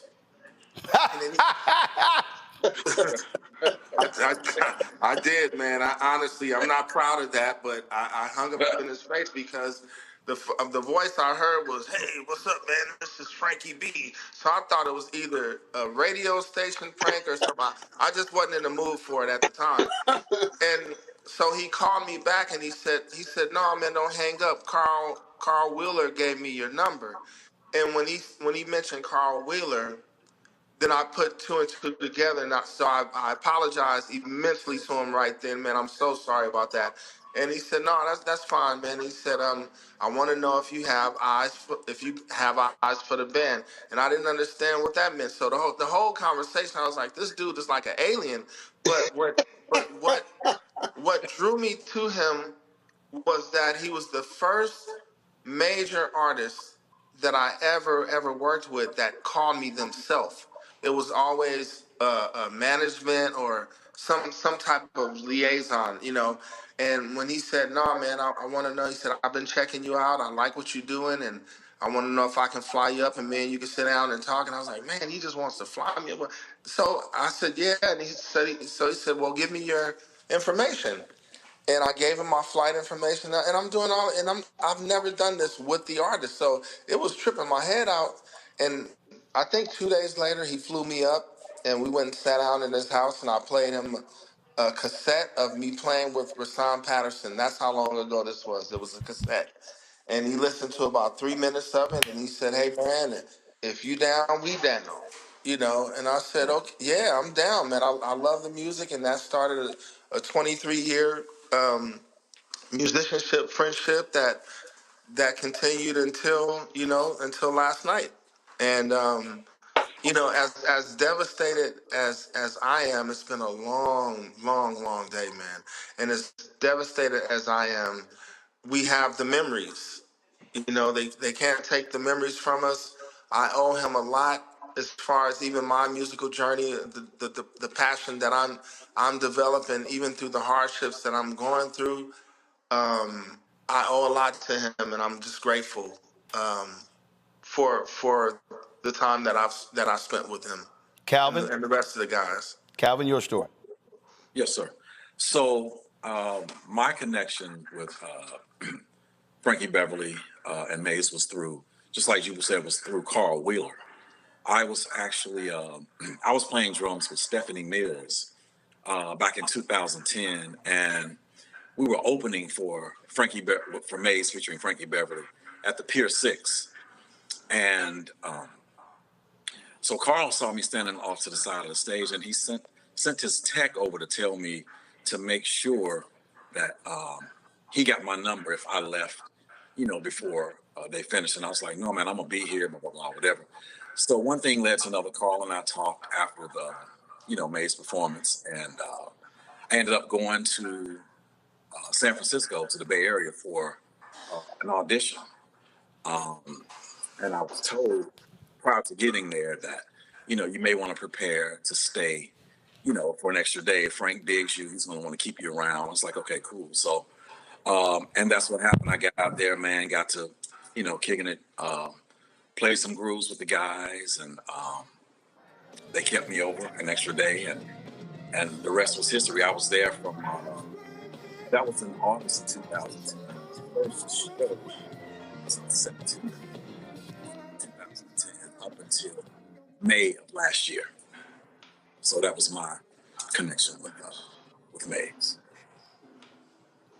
Mays, you are a longtime vocalist, and there are, look, you got gold standards in terms of people who know how to work the crowd, who have an intimate understanding with that audience, and that absolutely was Frankie Beverly. Yeah, Yes, sir. And Roland, and that was the last thing to go.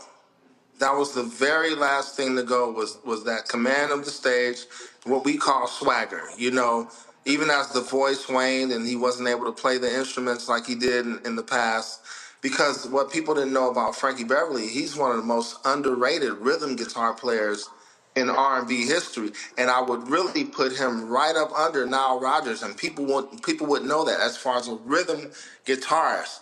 Frank was absolutely amazing. And then, you know, during my time there, I saw those things slowly start to wane and everything, where even I was privy to go to the very, very last show, that performance that he did. I just happened to be in the Bay Area visiting my mom, and he was playing there. And once again, that was the very last thing he had. He had total command of that stage, man. Even though he was frail, you know, he was declining, but that never left, man. That swagger never left. Chris, go ahead. Well, I didn't, of course, work with Mays directly, but my association was I started with Regina Bell in one of her first tours. I was her musical director, and we opened for Frankie and Mays for a little over a year. And I was singing a duet in the show with her, and oftentimes, it's okay. And oftentimes, I would look to the side stage, and Frankie would be standing there listening. And on a number of occasions, he came up to me and he said, "Young man, you have a great voice. Keep doing what you're doing. One day you're going to make it." So, you know, he was very encouraging, and I was 19 years old at the time. So from him sowing those seeds into my life at such an early age, I'm able to do what I'm doing now because it really encouraged me and gave me confidence as a vocalist. Rome, when you're on the road, there's always a lot you're doing. There's always a lot that you're involved in. Just give me a sense of just some of the wild, funny, hilarious. Because people see Frankie as Mr. Smooth, Mr. Relax, Mr. Chill, but he also was a taskmaster. Yeah, 1,000%, 1,000%. Yes, sir. Yeah, and in fact, while you're talking, I'm pulling up this video here. While you're gonna be talking, I went to the show in St. Louis to see him, the OJ, see Mays, the OJs, and the Whispers, and folks, they can get a sense of that stage performance, just the stuff that I shot. But so, Rome, hold on one second. Rome, go ahead and talk. Yeah, I mean, the road was what we loved the most. The time when we were touring, had a tour bus, just great times, fun times, whatever we enjoyed doing, those long trips.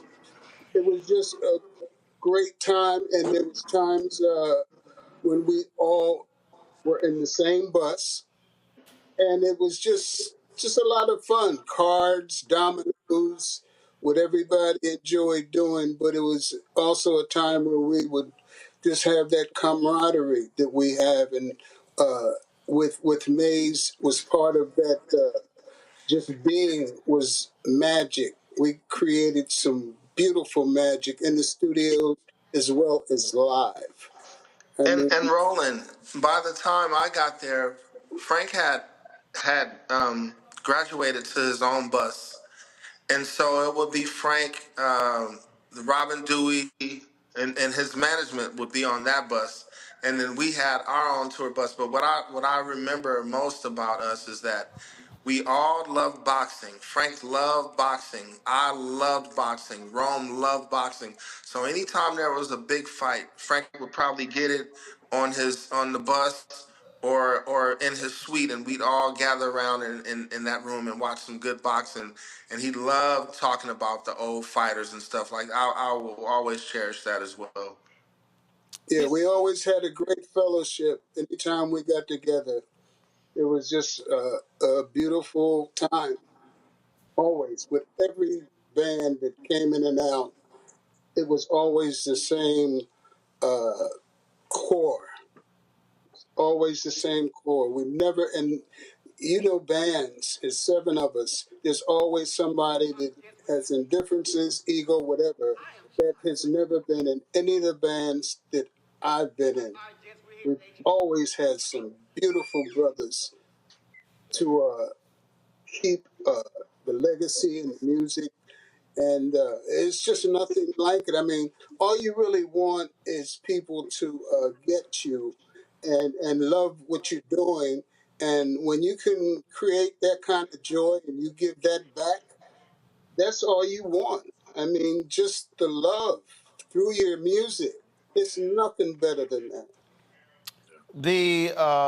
Now I'm gonna do something right now. I'm gonna take y'all back, and I talk about this all the time. That when y'all got the Trumpet Award in 2010, that was the first major award y'all had ever received, correct? Yes. And I always talked about that, and I remember I was always discussing on my radio show. I remember telling Deborah Lee, when the hell y'all gonna honor Mays? I'm like, they ain't never got an award. And Deborah Lee said, are you serious? I'm like, yes, Deborah, I'm trying to tell y'all. And so then y'all got honored with the Trumpet Awards. So I'm gonna take y'all back 14 years, because I was there. Watch this. All right, gents, we're here at the 18th Annual Trumpet Awards. I am shocked. Frankie Beverly Mays getting an award from somebody. Y'all all smiling and everything. Talk about that. Somebody appreciating your work in this way. Well, good. I mean, we couldn't ask for anything better. I mean, for the Trumpet Award, I mean, I think it's better than any award. You know, they recognize the people of what they do, and I love it. That is the satisfying part about it to me too, because it's a people's kind of a thing. It's hard to put anything over 40 years of love and affection that they've already given us. So, but this is from the people, and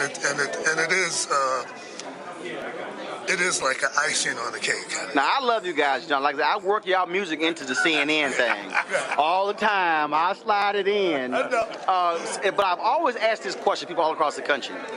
What is it about your music that is special? And I've got literally 100 different answers. So from your perspective, what is it that connects with people in such a unique way? White folks got the Grateful Dead and Fish. We got Frankie Beverly Mays. I get that. I think it's the work. It's always the work you do.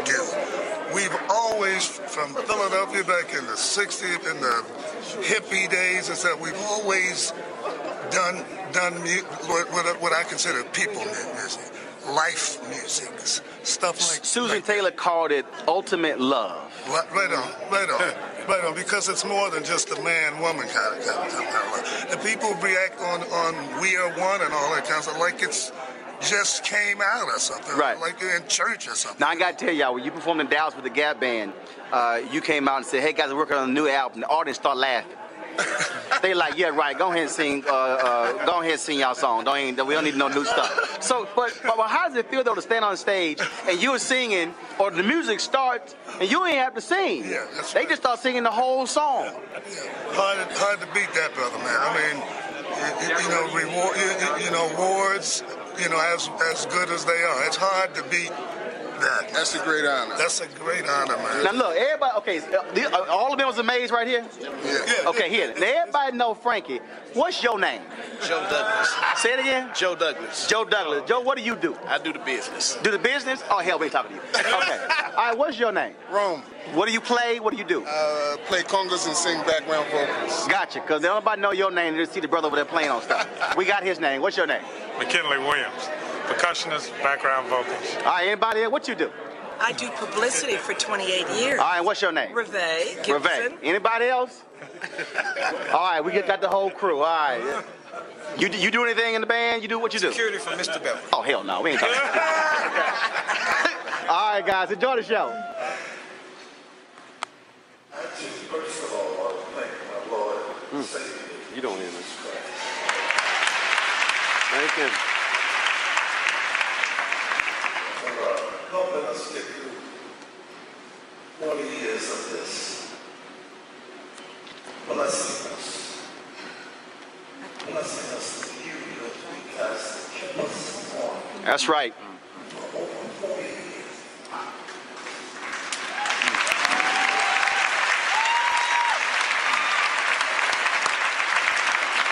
And the national, awards for, really, really important. But this is different. This is, thank you from the bottom of my heart. Thank you. I never thought it would be all this. I just thought, I want to make the cards and sisters with the food.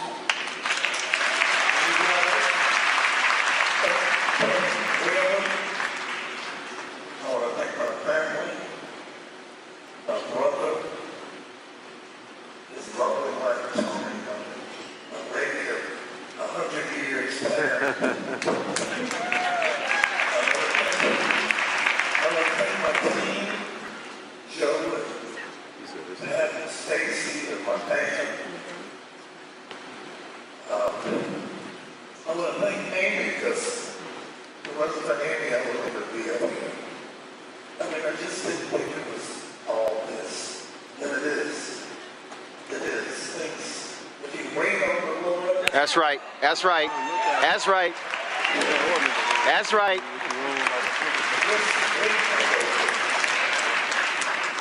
We'll show you some things.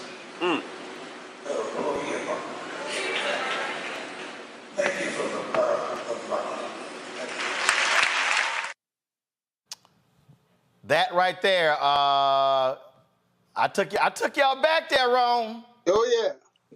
Yeah, and the only other award was the Lifetime Achievement, BET. Yeah, and I'm telling you, I told Deborah Lee for about 5 years, y'all need to give them the award. What the hell are y'all doing? Thank you, bro. Much love. Appreciate you. I got to ask y'all this here. Frankie told me the story, but I want to hear from you, Rome. Where the hell did the white come from? Because that was not planned. No, that was Frank's favorite color. He didn't like different outfits and colors. He was never that. Although back in the maybe 80s, we had a stylist where we had different looks. And it worked, but he was very simple. I mean, he had 100 white outfits, and all of them looked the same pretty much. I mean, that was his trademark, And then the fans picked it up, and it was a white concert, a white party for years. Well, he told me he said one day he came out and one show he didn't wear white, and the audience was like, "Say, dog, what the hell you doing?" Yeah. And he was like, "Oh, I guess I better go ahead and put that white back on, huh?" Yeah. He had a red velvet. He had a red velvet suit on one time. It was made like the white stuff, but it was this red velvet. And this lady, he said, "You look like the devil." Go. You heard it in the front row. "You look like a little devil. Go put that white on." Now that's. That shit, wait. I'll wait for you. Go put that white on. Oh man. Now but that was his signature look. Yeah, anytime he did have other outfits, man. That he had a black outfit every once in a while he would wear, but that audience, then he said he would get the next day. They would be all on his email. This is a photo right here. This is at Essence. Frankie, myself, and Ed Lewis, co-founder. Look, you guys closed Essence Festival for so many years. 10 years. But y'all blew up. It was New Orleans. That Live in New Orleans. Yes, sir. When the record label said, "Man, y'all are killing it," what the Gulf Coast, New Orleans, Houston, that whole region, they are the ones that fully embrace. What is it? What was it about New Orleans and Houston, that whole area, that just, because again, people go, hell up, but y'all from Philly and your Bay Area, but it was really that region that put y'all over the top. Yeah, we sold over 300,000 copies in Houston and between Texas and Louisiana. And Frank couldn't believe it when Larkin Arnold from Capitol Records at that time told him. He said, "Do you know how many records you've sold in this area?" He said, "Probably about maybe 100." You know, he said, "Man, you're at 300K," and this was just in a matter of months. And the Live in New Orleans was, to me, the best album we've recorded. Wow. Yes, sir. Now, see, I'm partial to Live in L.A. I was jamming that coming down the street. I just letting you know, matter of fact, that was a period, it probably was 2 years ago. This is no lie, because I get this from my daddy. I listened to Maze feature Frankie Beverly Live in L.A. for 3 straight months every day. I listen to anything else. So I do that with music. I'll get one song and I'll play it like 8,500 times and then, like it's new, but it always happens. All right. Last question for you. The split was hard.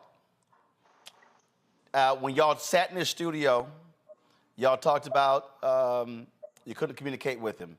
Did you get an opportunity to do that, to talk, to share, to hug?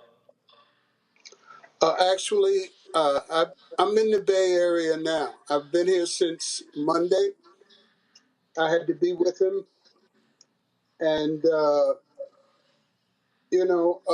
it's my brother, and I love him. Again, he's meant so much to me. It's just heartbreaking to see him the way he was, but you know, uh, he's all right now. You know what I'm saying? Rest in peace, my brother. God has him, and I said my goodbyes pretty much. I was able to whisper to him because he couldn't open his eyes. I was hoping that he could see me and it would maybe get a response from him, but he couldn't open his eyes. And it was just me telling him that I'm here, how much I loved him, how much he meant to me. I mentioned Bug McKinley Williams, who passed away some time ago, just to let him know that there was so many people that loved him that he brought into his life and made ours better. So I was just really happy that I was able to see him and be with him at that moment in time. It's something, again, he'll be missed but never forgotten, and that's my brother. I was going through my archives, and again, you never know what you got till you have to look for it. And this was a moment from the Joyner Cruise where Frankie talked about you coming up with the name Maze. Y'all play.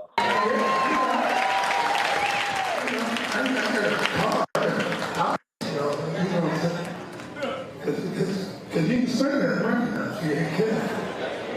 He can sing up that money. I know about that. Anyway, let me introduce the band here really quick as we get back to the music. On the Congas. Been with me 50 years. Got a long on Conga.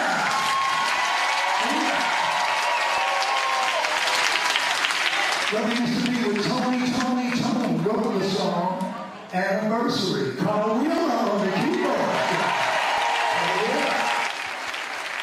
One of the clips, I actually have the clip where he talked about you coming up with that name, Maze, and that's how it all started. He will be missed, but the music does indeed live on, and I can guarantee you 50 years from now, at a black family reunion, a wedding, a barbecue, birthday party, Frankie Beverly and Maze will be on the playlist. And Larkin Arnold, not Larkin Arnold, I'm sorry, but we were raw souls. And we met Marvin Gaye. His sister-in-law used to come see us at San Francisco club we used to play. She said, "You got to come see this band." Marvin came up and saw us, fell in love with the band, but he hated the name Raw Soul. So we started kicking out names, and I said, "Well, what about Maze?" And they said, "Yeah, that's cool," but they were kicking out other names, and it came back to Maze because at that point in time, musically, the music would take you in and out of different emotions. Just each song would take you on a journey. So that was my thought process, and that was it. And the rest is history. But yeah, it was because of Marvin Gaye that we changed the name. Loved him. He took care of us. He took us out on tour. He bought us equipment, paid rent. Beautiful brother. Beautiful brother. Loved him. We used to play basketball together at his crib when he was with Jan Gay. We knew his family, his kids, but a beautiful cat. Indeed, indeed, indeed. Gentlemen, we appreciate y'all sharing your thoughts and reflections. We are going to miss Frankie. We're going to miss the smile. We're going to miss the white suit. And I'm looking through my archives. You're right. I remember taking a photo on the cruise. Frankie had 20 hats. I said, "Frankie, you got 20 white hats." And they're all the same. I said, "Frankie, you could have brought 5. You didn't have to bring 20. I'm going to find the photo because the audience maybe think I'm lying. Trust me, I'm not lying. Hey, Roland, No, you're not. Roland. Yeah. Not only are you not lying, I would watch Frank in the dressing room try on 10 different ones before he choose the one he gonna wear. Yeah. And you like, bruh, they all white. Yeah. And they all... No, they're all white and they're all specially made for you. They were all tailored, and everything. But let me also say this too, man, in closing. I just want to tell the world, thank you to Mr. Beverly, because from Mr. Beverly is the reason that I developed relationships with Rome and Calvin and Bear and all the guys who are now TMF, and before with Robin Dewey and even Ron Smith, the guys that were before us. The guys that came before us, we have a brotherhood that still exists, and it's all tied to that one spirit. So to that, I say thank you, Mr. Beverly. Yeah. Gentlemen, all right.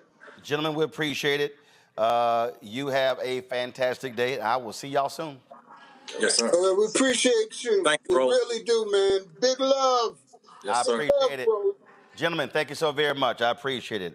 Yes, sir. Yes, sir. Folks, we got a lot more folks we need to line up. You guys go ahead and get the next round of guests. Let me just tell you, and we were behind. We were behind there. Set the Entertainer. We're trying to get Sid. We're trying to get Daniel Weatherspoon. We've got Sheila E. We've got Susan Taylor, Ed Lewis coming up. Anthony Hamilton coming up. We have. Also, I'm missing a couple of Leela James, Melba Moore, and so just an amazing number of people. We do these because we honor our own. I said to folks, we had pushed back the James Earl Jones. We will do a James Earl Jones tribute. We do this because the reality is our people don't get that love. Our people, when it comes to mainstream, so we have to create the space to celebrate our own. Again, this is one of the photos I shot of Frankie on the Tom Joyner Morning Show cruise. In fact, we reached out to Tom. Tom declined, but Tom told me, hold on one second. Let me tell you what Tom said. Tom said, I got a couple of statements I want to read. Tom Joyner said, "Tell Roland I'm blasting Frankie so loud, the fish are complaining." And I did talk to Tom, and he said, "Man, Frankie Beverly loved Tom's brother, and he attended his brother's funeral in Tuskegee. He loved his brother, and Tom said that when his brother was in a coma, I think he said 37 days, he played Frankie Beverly and May's music every day so loud it drove the nurses crazy."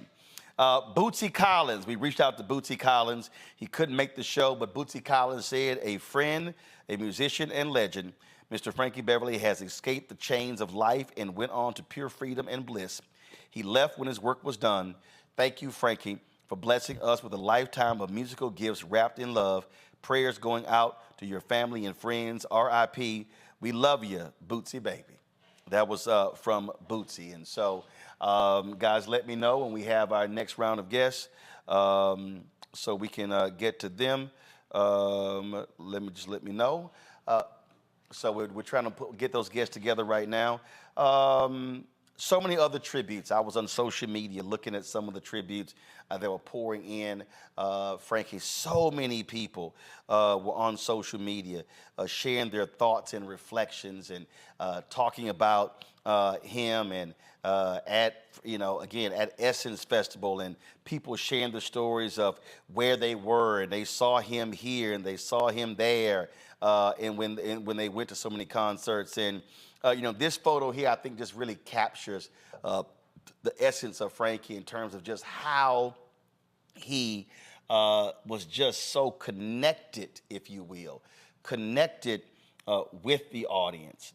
You heard what Jubu said. Last several years, the voice was faltering, but the reality is he was still he was still on that stage. He was still singing his heart out for the people. And I remember Melanie Span Cooper telling me a story when they were they came to Chicago, and they actually had one stop, but so many people, the tickets went so fast, and folk complained so much that they actually had to do a second concert. And she said, well, in between shows, Frankie got a little lit and came out. She said, straight up, 30 straight minutes. He said they stood on that stage, and the band, she said, and the crowd literally said, Frankie, we got this, y'all. And the crowd sang every song, all the lyrics for 30 straight minutes. That's just how it was, with their audience, that relationship with that audience, how the audience loved connecting with them and the sounds. And so you would go to the concert. I remember being at Essence Fest, and security down front. And so what I'm doing, I'm multitasking, y'all, while Carol is getting the folk ready over there. I'm going through here and looking for the photos. We were in the Bahamas together when he sang at the Boulay Convention there. And maybe it's on this phone over here. And what was interesting is, so the security was tripping because they didn't want anybody in the aisle. And Frank was like, hey, man, let the folk dance. Let the folk dance.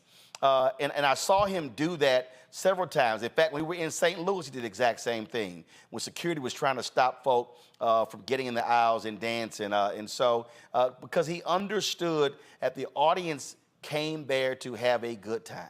The audience came there to enjoy themselves, to dance, and to have a ball, and that's what it was all about. And he wanted the audience to actually do that. And so he made that point known when he performed. And so that's what made those times special. And you'll be out there again, you would be moving and grooving, dancing with folk you don't even know.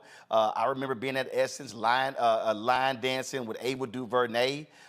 We did that, and so, man, those things happen. But that's what life was like. That's what it was always about. In fact, let me go ahead. Here is let me airdrop this here. This is the photo when we were in the Bahamas. Again, he performed at the Boulay Convention, and so the band was there, and they traveled. And here's the other thing: they were a road band. They were road dogs. They hit the road. This is a photo of me and my wife Jackie with Frankie Beverly backstage. We were there in the Bahamas, and so it was just always a joy to see Frankie, to spend time with Frankie. It was just always awesome. He was always gracious. He was always wonderful. Man, we would talk. Frankie Beverly listen, y'all. Frankie Beverly didn't play when it came to politics. He didn't play when it came to politics. He understood politics. He understood that politics mattered. And it was important for our people to be engaged in the political process. He endorsed President Joe Biden and Vice President Kamala Harris in 2020. So he understood that. This here is an image of Frankie performing at, give me 1 second, it's about to pull up. This is, you see, this is a great photo of Frankie in Rome. This is actually so funny. This is at the MGM National in Maryland. I actually, I didn't even have a ticket. I just rolled in, they let me in. I walked up to the front of the stage and boom, I took that photo of Frankie, and you see Rome to the right just smiling. Now the band in this photo is wearing all black. I just noticed that. I ain't never seen a band in all black and Frankie in white, but they were. And so, man, the crowd just loved them. All right, y'all, who we got up? Folks, joining us right now, Seth the Entertainer, Jeffrey Osborne, Anthony Hamilton, and Melba Moore. Glad to have all four of you here. Let me start with you, Anthony Hamilton, because you were part of the tribute to Frankie Beverly at Essence Festival this year, and you said it was a high honor for you to fet and celebrate this dear brother, and here we are about 3 months later, he's now an ancestor. Yeah, man. You know, Frankie was one of those artists that I heard as a little boy, and I knew his voice was different. And the fact that I got a chance to meet him and to be under his wing and to share the stage with him and even toured with him, you know, it's surreal to me. But he took me in and was kind to me like that great uncle. And we had a lot of good laughs. And you know, we talk a lot about stage presence. We talk about those things, and I always said he didn't sit here and go from that end of the stage to the other. They picked that spot, and basically it was like they were like, I'm gonna work it between here and here. Yeah. Well, when you got great songs and everybody's singing your music, you don't have to do much. You know, you got crowd participation, and there's already a vibe and an energy in the room. So you know. Say less, do less, and enjoy it more. You know what I mean? Ain't it right, Melba, y'all? Come on. This is a video. Guys, go to my iPad. This is a video from your Instagram page of you and Frankie backstage. Melba Moore, just share your thoughts of Frankie Beverly. Well, he was part of everybody's family and fabric. My niece is 27, and she was really, really upset at his passing because he was at every barbecue, at every family gathering. He really became part of the fabric of the Black family. Absolutely. Jeffrey Osborne, how far do y'all go back? Oh, we go way back. I mean, back further than anyone knows, because I met Frankie in Newport, Rhode Island, of all places, you know, where I had my tournament. This was in 1963. He was going through Hurley's Lounge there playing in Newport, Rhode Island. That was before he became successful and big.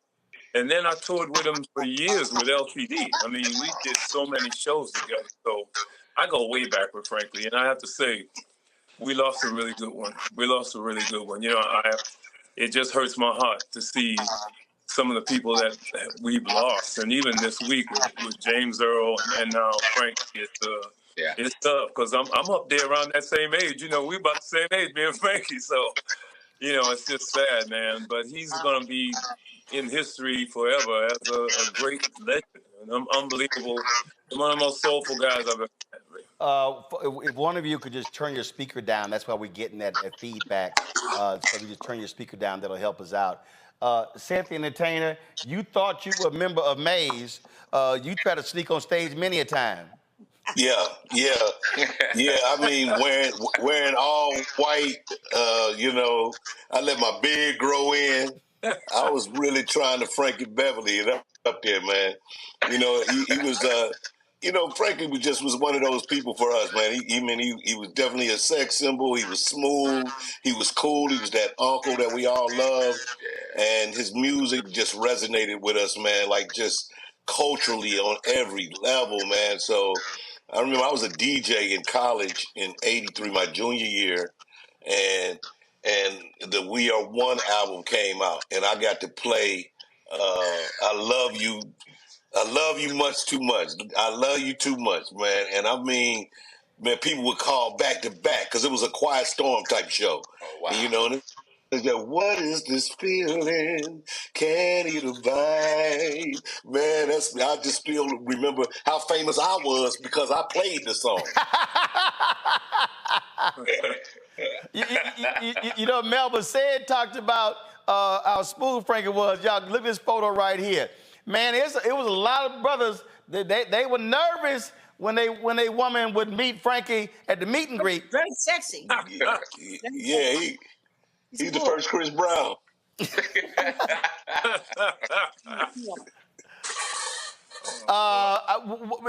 Jeffrey, did y'all ever tour together? Yeah, we did. We never really toured together, but we were out almost every weekend, every week together. I mean, back in 70s, like 77, 78, we were always together.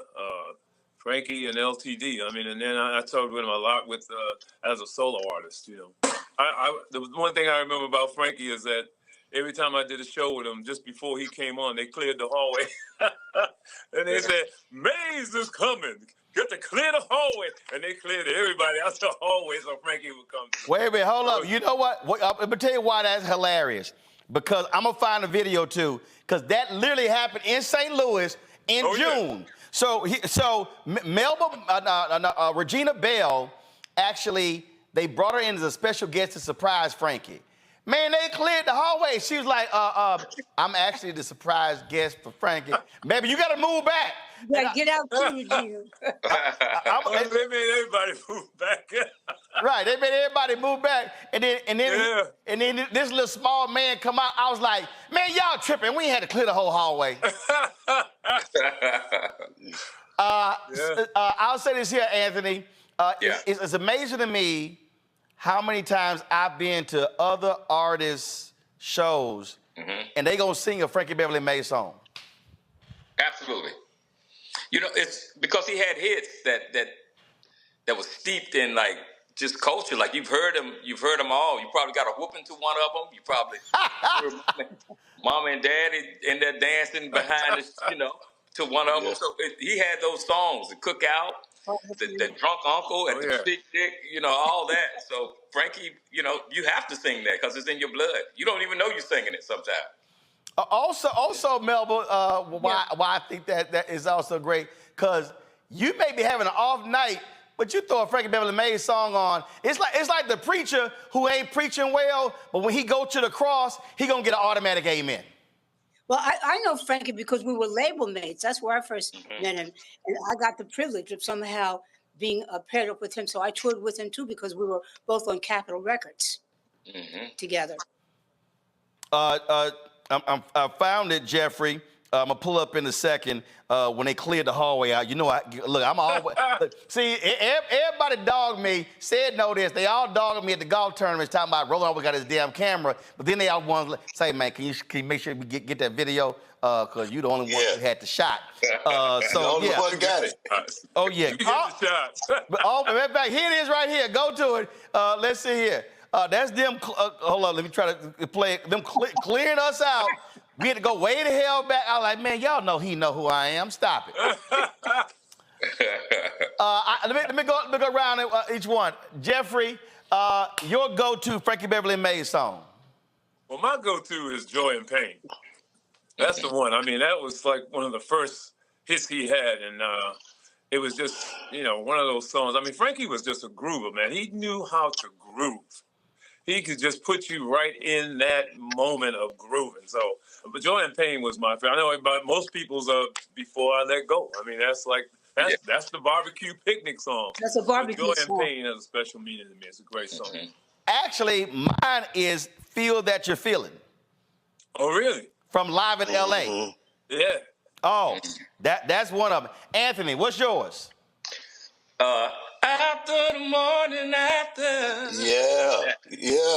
I was like, he talking about something happened last night. Whoopsie. Melba, what's your go-to?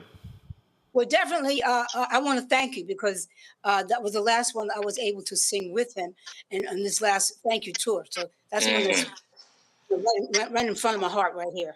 Say it. You named one earlier, but do you have another one? Oh man, I got a million of them. I'm Frankie Beverly out around here, man. But while I'm alone, that's one of my go-tos.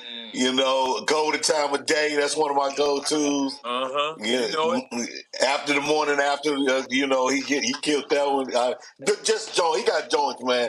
I run to them all, man. I'm Frankie Beverly out over here, man. My last question for y'all, and I asked this question literally over the last 20 years, and I want to hear from each one of you. What was it about their music? They didn't win Grammys. They didn't win American Music Awards. They didn't win a Soul Train Award. Their first award was a trumpet award. They didn't put out any new stuff. You knew exactly what they were gonna sing. I keep saying white folks had the Grateful Dead and Fish. Yeah. Black people had Frankie Beverly and Maze. They were the only group outside of Prince that could make you wear the same outfit. Because when Jeffrey would wear them sheer shirts, none of us wearing the sheer shirt. Start, man. He still got them too. Jeffrey, you knew I was gonna bring up the sheer shirts, Jeffrey. So, but start with Melba. What was it? What made their music just so different? What was it? It had a certain like fingerprint mood and groove, and it didn't need to change. It's magnetic. I think it's just well, I hate to be religious, it's the presence of God. You can't, it's not going to get old. You can't. And it's part of the fabric. I mean, when the intro starts, you're already in. I mean, of course, now you know it's Frankie. But if you didn't know it, you'd have to love it. He knows how to do chord changes. I think he wrote all of those songs, which I think is incredible. And so it's him. It's his vibe. It's his charisma. That's a fancy word for it, but it's a magnetism that's irresistible, and it's nothing to change. Why fix it if it ain't broke? Yeah. Say, what was it for you? What was it? Man, it was. I mean, of course, it was the tone of his voice, a very, very smooth, melodic voice, and the songwriting. I mean, it's so simple, and he just speaks right to you. Like I was just thinking about that. You know, I love you much too much. He just, is just like, what is this feeling? Can't eat a bite, work till I'm tired, can't sleep at night. It's just like it's so right there, everything you're trying to say at a moment. And he's got it in such a smooth melody and his vocal tone, and the music is tight, the band is tight. They tight like Earth, Wind, and Fire. They was another tight band. People don't really trip off how dope Maze was as a band. They just so solid. Anthony. I think it's the way he just relaxed into the music. He didn't try too hard. He didn't have to be more than what he was. And I think it was so beautiful in its own purest form that you didn't understand, like, wow, he didn't do too much, but I feel like he's giving me everything I ever needed. And then the tone of his voice, like Sid said, man, he had his own tone. Like when you hear him, you know exactly who that is. And I think the classic sound and the band made a big difference because when you saw them live, they sound exactly like the rest. Yes, and it's so hard to forget that feeling that you got live.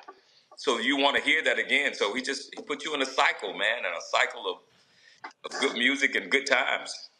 Jeffrey, bring us home. Well, for me, it was simplicity, because I always say that beauty is simplicity. And he just gave you that space. Nothing got in the way. He would put that groove,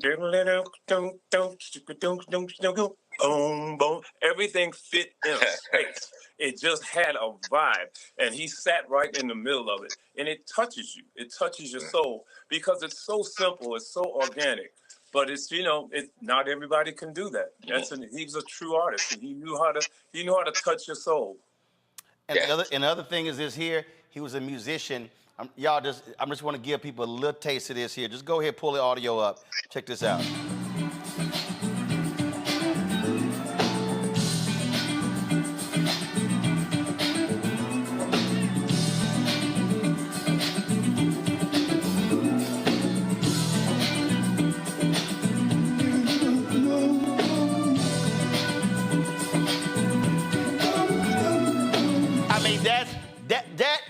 That is what all four of y'all said. When that hits, you know what's about to happen. You know what's coming. You like, oh, everybody stand up. He ain't even said nothing yet. Right. He even starts. Touch your soul, baby. And that live in New Orleans where he doing Joint Pain and the crowd singing. When we first heard that at the Sanger, it's like you.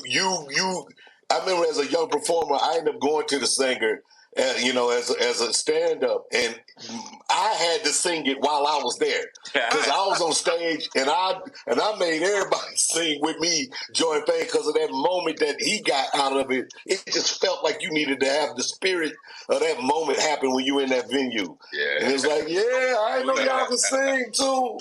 I know y'all can sing too now. Well, you can tell this was from the Tom Joyner cruise, and man, the crowd was grooving. They had the lights, they had the whole deal. They controlled it. We appreciate all four of you sharing your thoughts as we celebrate Frankie Beverly, Melba Moore, Anthony Hamilton, Seth the Entertainer, and my man Jeffrey Osborne. Jeffrey, I hate I missed your golf tournament. COVID put me on my ass, but you know, you're feeling better, baby. I hope you're better. I'll be back. Matter of fact, I miss both of y'all. Yeah, you missed mine too. You and Sid. So that's right. Next year, a month before y'all tournament, I'm being masked up everywhere. All right. All right, Looking folks. forward to seeing you. Y'all take care. We appreciate it. All right, thanks, man. Great job, man. Much love to Frankie's family, man. Thank you very much. I appreciate it, folks. Do this here. Yeah, just go ahead and roll that video as Carol's going to get set up for our next round of guests. Yeah, let's just enjoy Frankie Beverly.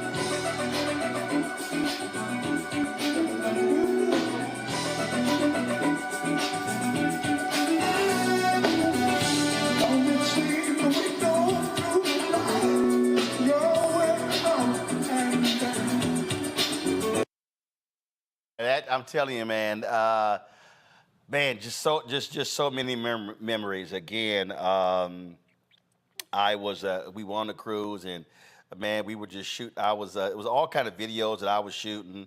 The crowd, all kinds of different stuff. And I remember folks you said, they tell me, Roland, you can't shoot all them videos. I was like, we're gonna need them one day. Y'all sitting here tripping. It's amazing to see. I got so many different things of Frankie Beverly Mays in concert in D.C., on a cruise, in New Orleans. I mean, all over. They were absolutely amazing. As I was telling y'all, we're going to be sharing that one-on-one interview. Actually, here's a little bit more. Let me go ahead. I want to play this video. Y'all go ahead and roll this.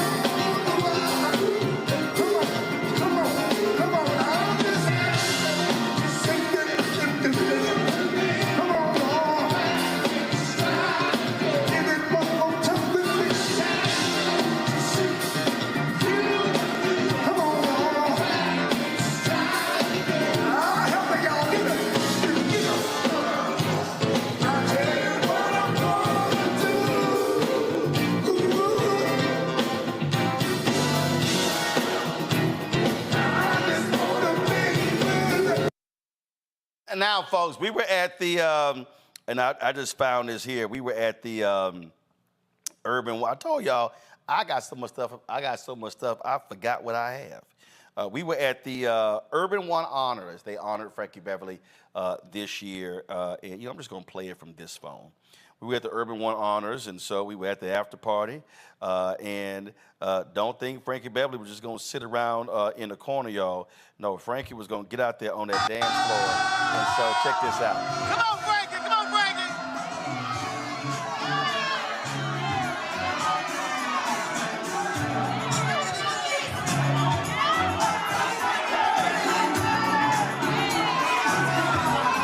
Come on, Doc!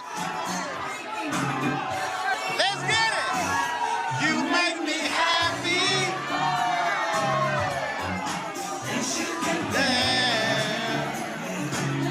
I got you. She said the light was too bright for her.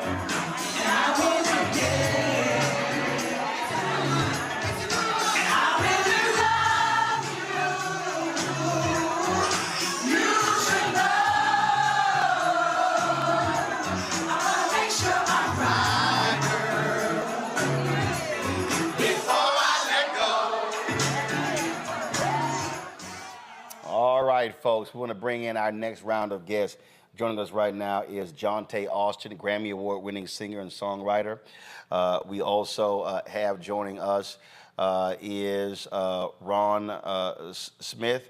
Glad to have Ron Smith with us as well. And we also have Ed Lewis, co-founder of Essence Magazine. And I want to start with you, Ed, because you said as long as I'm running this, May is gonna close out Essence Fest, and man, it was always something. The audience, listen, they knew exactly what they gonna sing. They were not gonna deviate from the playlist, and you knew how they gonna open, how they gonna close, but they always turned out to Superdome. No doubt about it. When Essence began the festival in 1995, we were in my office and talking about acts who would really be quite wonderful in being at the festival. And many of my staff members didn't know about Frankie. And I was at the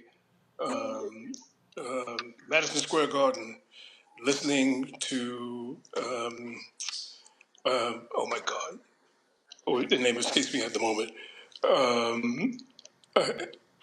Tony Braxton. There were 18,000 people, and he opened for Tony Braxton. And I never saw so many 18,000 people dancing in the aisles. I said, oh my God, who is this man?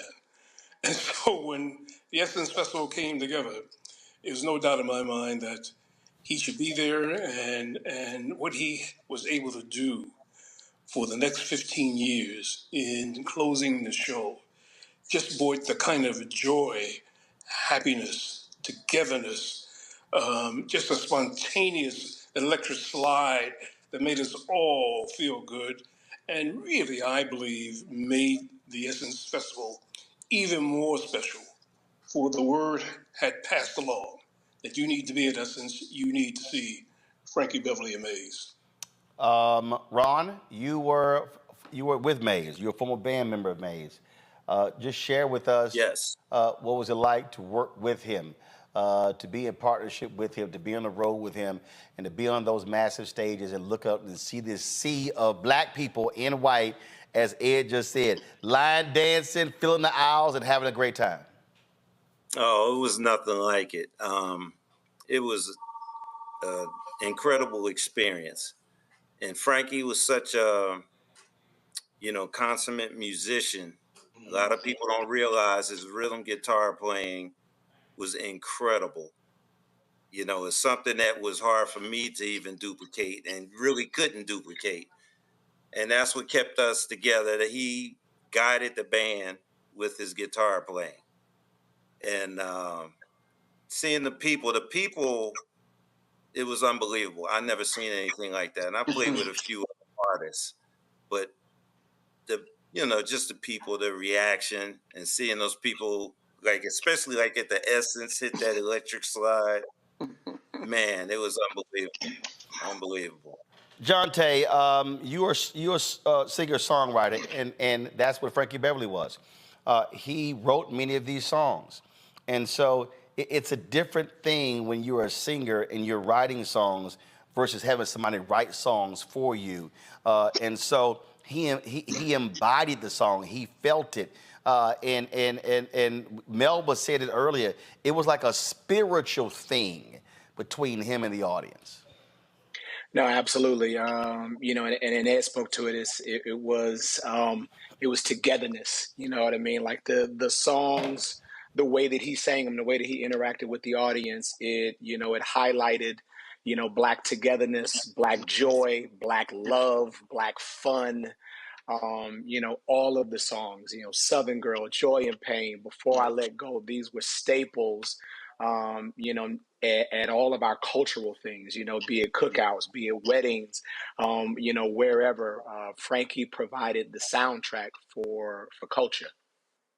Ed, you said something that I thought was important when you said that a lot of folks didn't know who he was, and that was the amazing thing that here you can have a band that again they didn't have #1 hits. They didn't win all these awards, but the fan base was so loyal, so dedicated. I mean, again, I've seen all these different groups, and there's no shade, and I love the OJs and the Commodores and the Kool and the Gang and Earth, Wind and Fire, but they had a cult. Yes, they did. I mean, every song that he performed, the audience knew the words, every word, and danced to the music, danced to the togetherness, and that was something to behold. I used to tell people, you really need to come and see what happens that last evening and see how people respond. Oh, yeah. I remember John, I was at CNN, and John Klein was the president, and I said, John, I'm telling y'all, this is a documentary. And I always wanted to do, and so when I was at TV One, I always wanted to do this documentary. And what ended up happening was when we had done an interview in 2016, and they were taking forever. And then when they canceled my show in 2017, we got word December 9th, and our last day was like December 21st. And I was like, yo, as long as I got control of this damn hour, we running that damn special. And so I made them edit that stuff. And so a lot of the video that you see that's actually in that special, I actually shot. I was like, yo, we getting this on because the story was so important, Ron, that connection. And I really, the vision that I had, and I actually mentioned it to Frankie. He said his son was doing one. I don't know whatever happened with that, but I really felt that Frankie Beverly and Mays deserved a major documentary to answer the question, what was it about, what is it about their music that creates such fervor for Black people? Ron, what do you think it is? Oh, man, that's a tough one. It was something that just attracted the people, and I've never seen an audience respond like they did. And it was a trip because a lot of the men were bigger fans than the women. And I remember shows where guys would be out there checking out the girls. You could see them. And then when the band came on, they was knocking them same girls out the way because they wanted to be at the front of the stage. Wow. And then sometimes they would end up dancing with each other, but didn't know it. So if you had video of them dancing together, they would have been like, oh, man, oh, what are we doing, you know? I mean, it was just, I don't know. It was just something about that band. I noticed it before I got with them because I played with Patti LaBelle before I got with them. Yep. And we did some dates together. And at that time, they only had 3 albums out, but the audience, it was incredible. I mean, the reception from the audience was just unbelievable. And then once I got in there, and experience it for myself, I was like, man, this is some different stuff here. So I don't know. Something about the songs, the grooves, and Frank drove us. He drove us real hard. He was no joke when it came to keeping the pocket. Because guys listen to me and listen to my parts, and they talk about how tight I play the grooves. I said that's because he was, demanding me and schooling me. He let me know when I was rushing, when I was dragging. I'm thinking, hey, this is all right to me. For him, no. And so I had to learn those things. And all of that, I think, breeds into the attraction, that people had. The grooves were so solid. Yep. They were solid. Yeah. John Tay, I would say that was a special seasoning. That was a secret sauce that they had with the music that, frankly, you cannot replicate.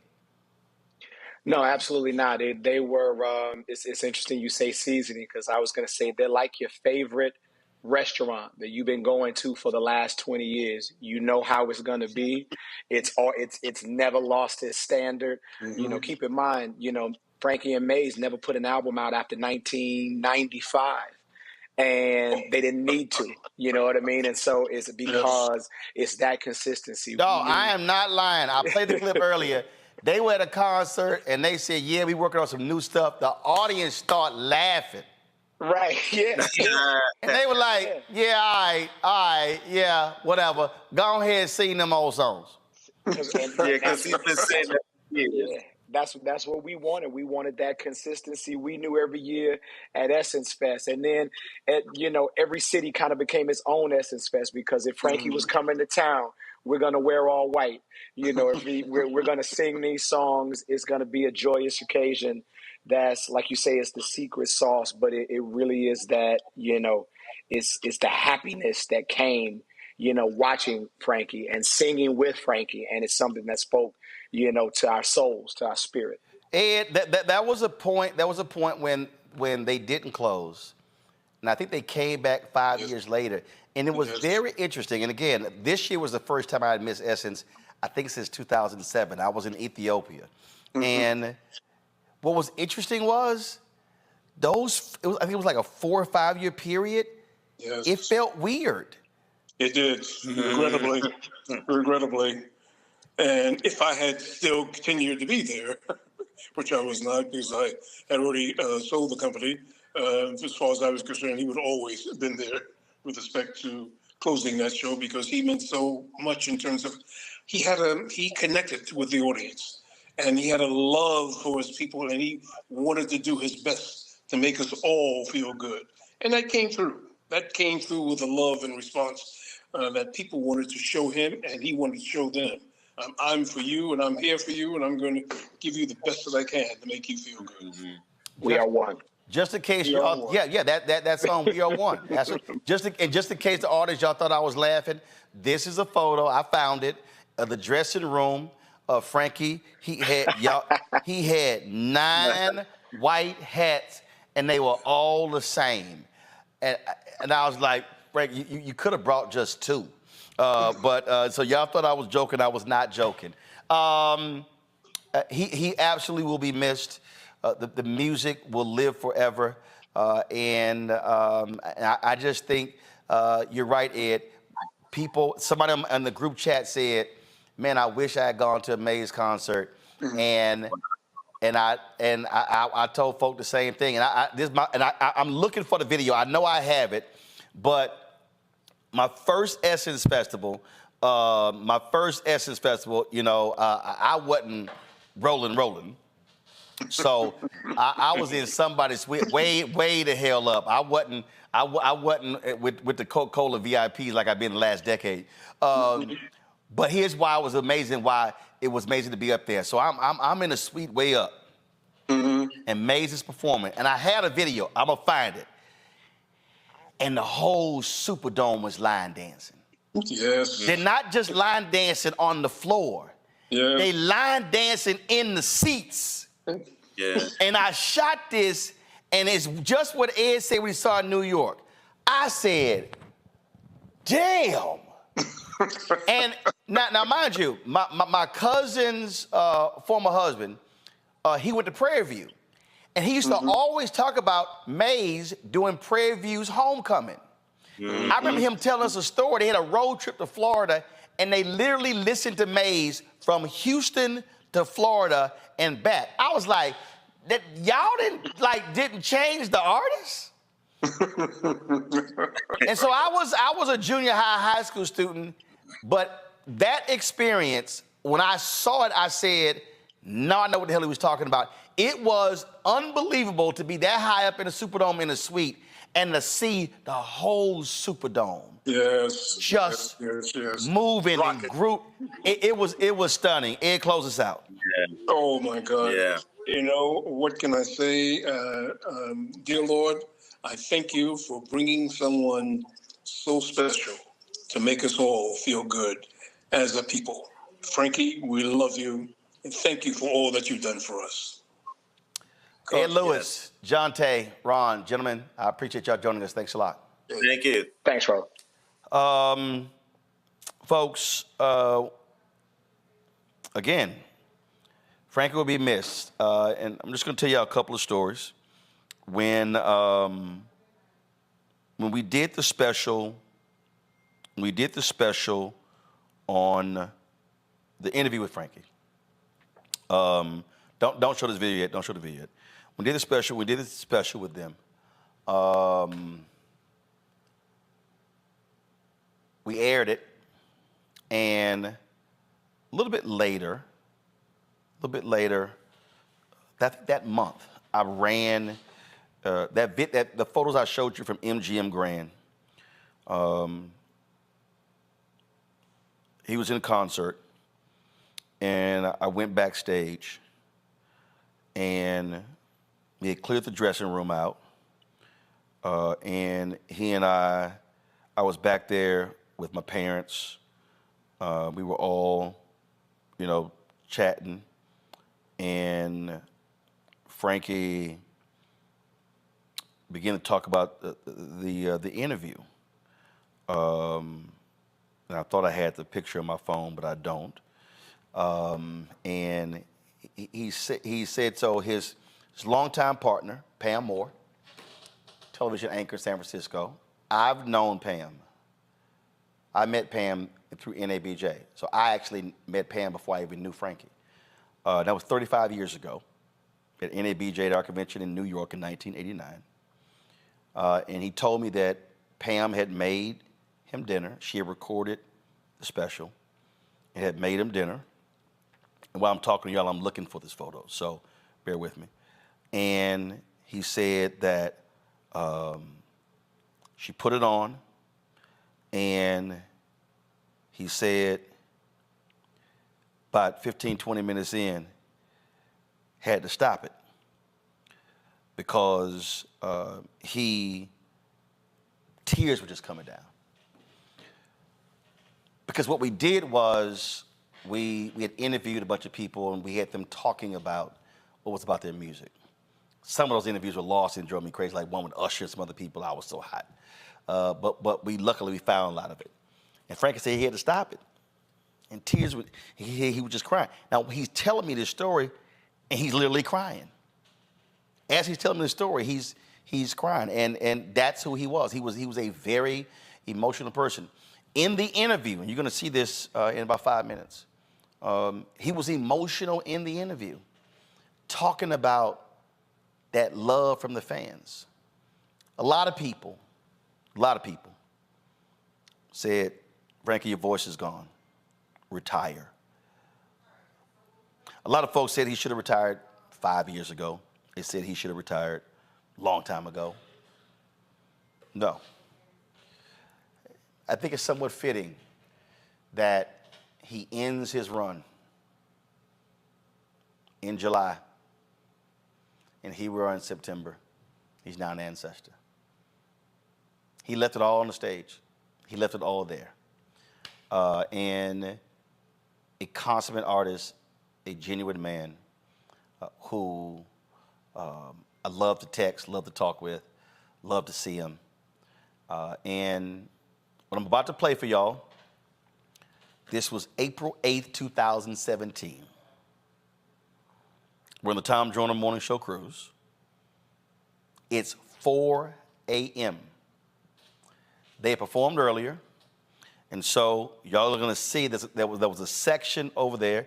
Jubu was over there, Rome, Frankie, and so it's 4 o'clock. Yeah, it's 4 o'clock in the morning, and the DJ puts on a Frankie Beverly and Mays song. Now I told y'all I always got my camera.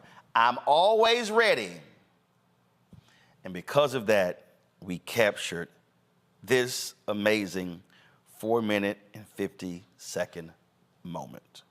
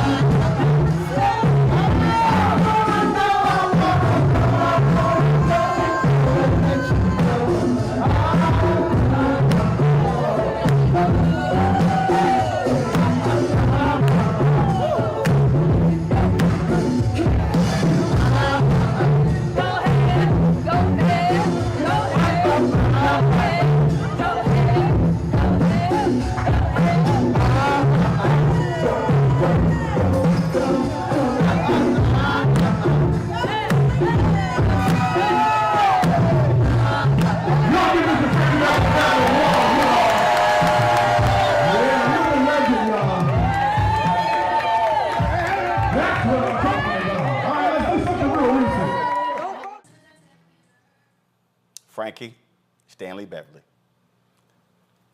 dead at the age of 77. And we will never forget that moment there. The hug at the end and him giving the peace sign. He's no longer with us in body, but he is still with us in spirit. Folks, coming up next, encore presentation of my TV One special from 2017 called Simply Amazing, a one-on-one with Frankie Beverly. This has been a Black Star Network special. We'll be right back.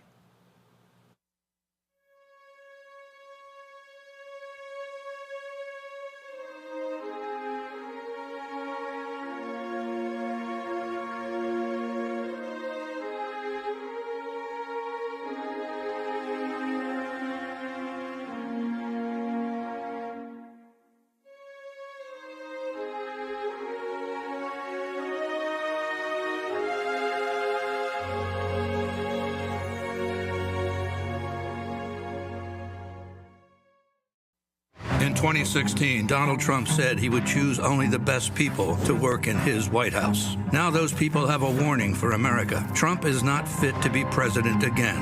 Here's his vice president. Anyone who puts himself over the Constitution should never be president of the United States. It should come as no surprise that I will not be endorsing Donald Trump this year. His defense secretary. Do you think Trump can be trusted with the nation's secrets ever again? No. I mean, it's just irresponsible action that places our service members at risk, places our nation's security at risk. His national security advisor. Donald Trump will cause a lot of damage. The only thing he cares about is Donald Trump. And the nation's highest-ranking military officer. We don't take an oath to a king or a queen or to a tyrant or a dictator. And we don't take an oath to a wannabe dictator. Take it from the people who knew him best. Donald Trump is a danger to our troops and our democracy. We can't let him lead our country again. I'm Kamala Harris, and I approve this message.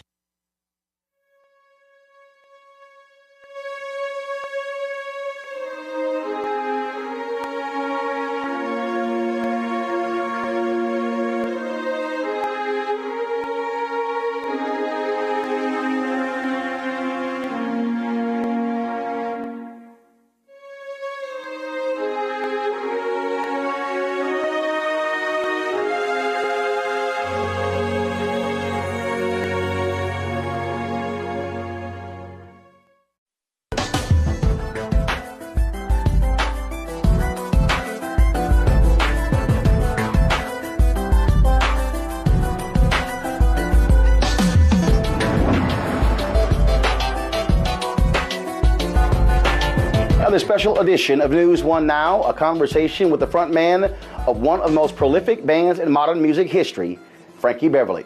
We'll chat about his musical roots, the evolution of Maze, the unique relationship Maze has with a loyal African-American fan base, and the foundation for their illustrious music career.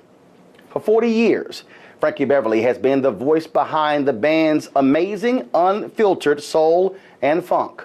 And with mega hits like Happy Feelings, Golden Time of Day, and Before I Let Go, their infectious rhythms have stood the test of time more than most musicians will see in a lifetime. Maze has never won a Grammy Award, American Music Award, a Soul Train Award, or experienced mainstream success, but the band has endeared themselves to a devoted African-American fan base. And no barbecue, no family reunion or wedding is complete without their music at the family get-together.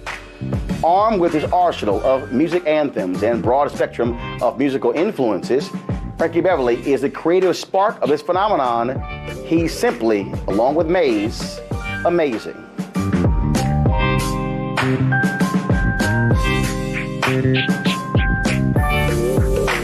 Music that has always been a part of the movement socially, what's been going on. They do feel-good music, but they also do soul music that speaks to the generation. It speaks to what's going on in the news socially. I think we need to kind of get back to that too. I think the audience needs to understand that us as artists not only do what we do because we love what we do, but we use this as a platform to get a message told as well. And I think Frankie Beverly and Maze do that. Frankie Beverly and Maze are road warriors. They're always out there gigging. I mean, you can't pick up a newspaper or anything out without seeing Frankie Beverly and Maze, Frankie Beverly and Maze everywhere in the world ever since they've been going. You know, they're that they're the kind of group that back in the day, R&B groups wanted to be like. The fact that he hasn't made an album in like 52 years and it still resonates with us is it just shows you it's real music, real instruments, and it comes from his soul. If you ever seen him perform, it's from his soul, it's his gut. Like, I've seen him at least 15 times, and he's probably performed over 800,000 times. And every time I've seen him, he acts like the song, like probably the first day he ever wrote or performed this song. It's so real. I mean, I remember growing up and, you know, my parents playing it in the house, and also just going to so many jazz, like Sinbad's jazz festivals. I used to go to that, and Sinbad would have them there, and it just brings back great memories of good R&B, you know what I mean? Favorite Frankie Beverly and Mays song of all time is Golden Time of the Day. And it's because I'm a sunrise person, but I also love the sunset. So that song just puts me into a whole nother space and like really kind of gets me into a vacation or chill out mode no matter where I'm at. Frankie Beverly, what's happening? Hey, man, you know, hanging in there. Y'all good? Hanging in there. Y'all been at this thing a long time. Yeah. And what's interesting is, and I'll never forget, you were performing in Dallas. And Gap Band came on before you guys came on. And you came out there and you said, hey, we're working on this new album. And the whole audience cracked up laughing. They just cracked up laughing like, man, whatever. You know what? Sing what we know. Yeah, it's you know, that is true. And it's a deeper relationship between Mays and their people. I can't put my finger on it, but I recognize it and I see it. So that's why they don't care. Yes, they want something new, but it's not the old record business kind of thing. Hey, you better put something out soon, otherwise people will forget you and blah. But that never happened with us. So, and it's turned into what you see now. It amazes me to this day, man. The reason why I like Joy and Pain is because that's what their music is. Their music is about happiness. Their music is about sadness. It's about reflection. It makes you feel good. It evokes emotions. And, you know, it's not bad backyard barbecue music. Yeah, we love Frankie Beverly and Mays. One of the reasons we love art as a collective, as humanity, is because we recognize the highs and lows, and we see ourselves in it, and Frankie Beverly and Mays is not just musical and lyrical. Before I let go, I feel like, I mean, that's just like family reunion. That just brings back all the nostalgic moments in my head, you know? It's just like, that's the song that everyone knows. That's the cape. So before I let go, I think, so yeah. You can't pick one. Everything about them is fabulous. What would you say it is that what makes your music so unique that touches people in a different way? Love. It's gotta be love. It's bigger stuff going on than this is not just us or me or something. There's some other things going on in the background. We have a helper that does this for us. I believe that. I'm a believer. I believe in Jesus. And it's about that to me. It's about love. That's the difference between Mays and Mays' people. I look out in the audience, man, and I see people getting along. It's just inspiring. And multi-generational. Just everything. You got grandmama and grandfather and their children and their kids' kids. It's just amazing, you know, and it's just enthuses me. I'm from I'm the ex-flower child. So this is like unbelievable to me. I don't know if there's another act that's ever this kind of thing has happened. Oh, no. I'm being, look, I've told people, I've said this. In fact, I remember when I was on CNN, I said it too. I said, white folks got the Grateful Dead, they got Fish, and there's Mays. I said, it's just, they come into town, you ain't even thought about a new song, I'm going. And you know you're gonna party, and you can bring your kids with you. You know you're not worried about folks being butt naked. Right. You're not worried about cursing. Right. You're not worried about any of that. Right. You know it's gonna be about an absolute good time. We're gonna get down. We're gonna have a good time. Well, pain, like sunshine, And Rain, would you do it by yourself?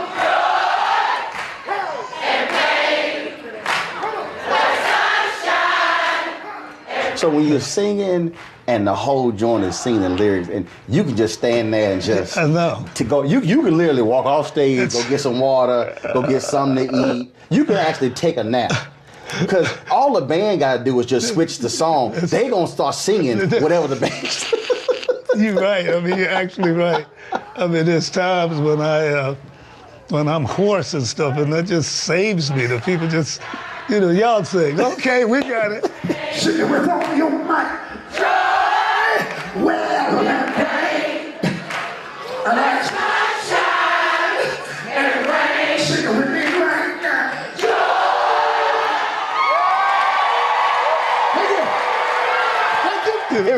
Y'all paid to come here and sing. It is. It's just unbelievable, man. It is, and it makes us work hard, and make us do everything we can to maintain this thing that we have. I love Happy Feelings, though, because it makes me happy. And I think, like Melinda said, it's their feel-good music. It feels good. It makes you happy. And that's what I want in my life. And I think that's why they have such longevity. It's like they've been around forever. They don't get old or anything. Happy Feelings. Happy Feelings everywhere. It's one of those songs that makes you feel happy. When that thing comes on, it just automatically puts you in that mood, a good mood. And that's one of my favorite Frankie Beverly Mays songs. Coming up, my conversation continues with Frankie Beverly, and we'll chat about his musical roots and his early career years as a doo-wop singer in his hometown of Philadelphia. Folks, don't touch that dial. Simply amazing. A conversation with Frankie Beverly continues right here on TV One. I got so much in the Frankie line growing up. It's just sing on the corners. They should pitch me quarters and to sing. I sang every song, and they used to call me Little Frankie.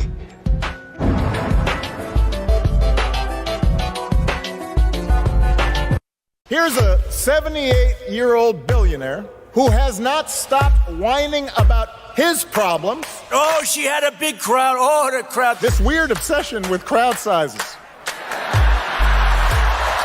just goes on and on and on.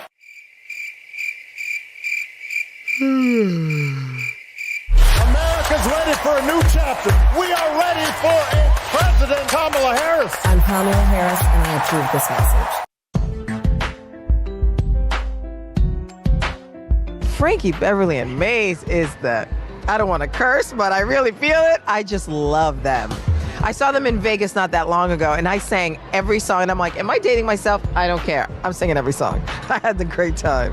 What makes them special is the fact that they've been able to have a career that lasts, my lifetime. I mean, not too many people get to make music that is going to transcend generations, and their music continues to transcend, so it's great.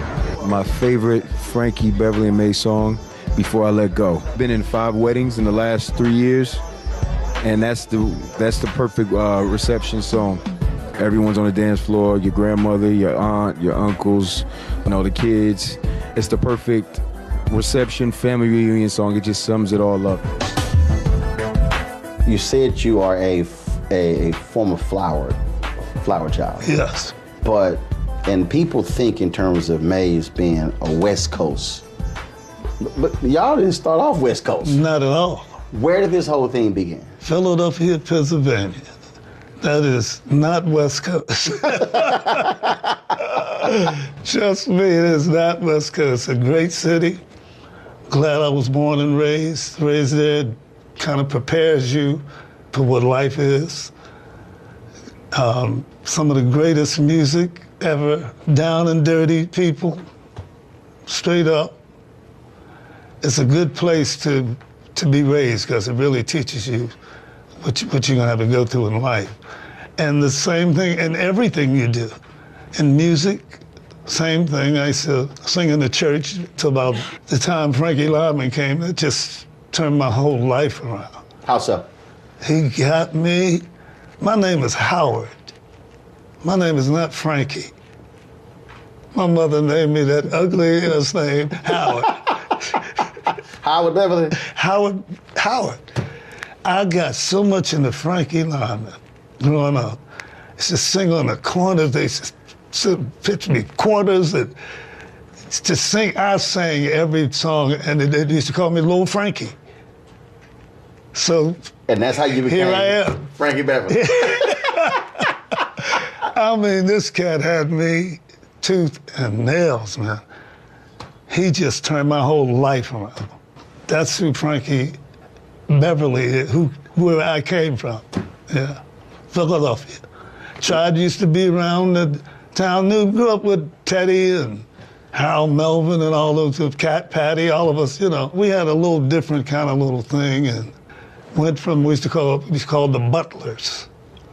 Had that group for a while. Made some 45s around, you know. Pretty good records. But it's just nothing. After we got going through, as I say, come through them 60s, I got out of the singing group thing. And I decided, and as a matter of fact, the group broke up.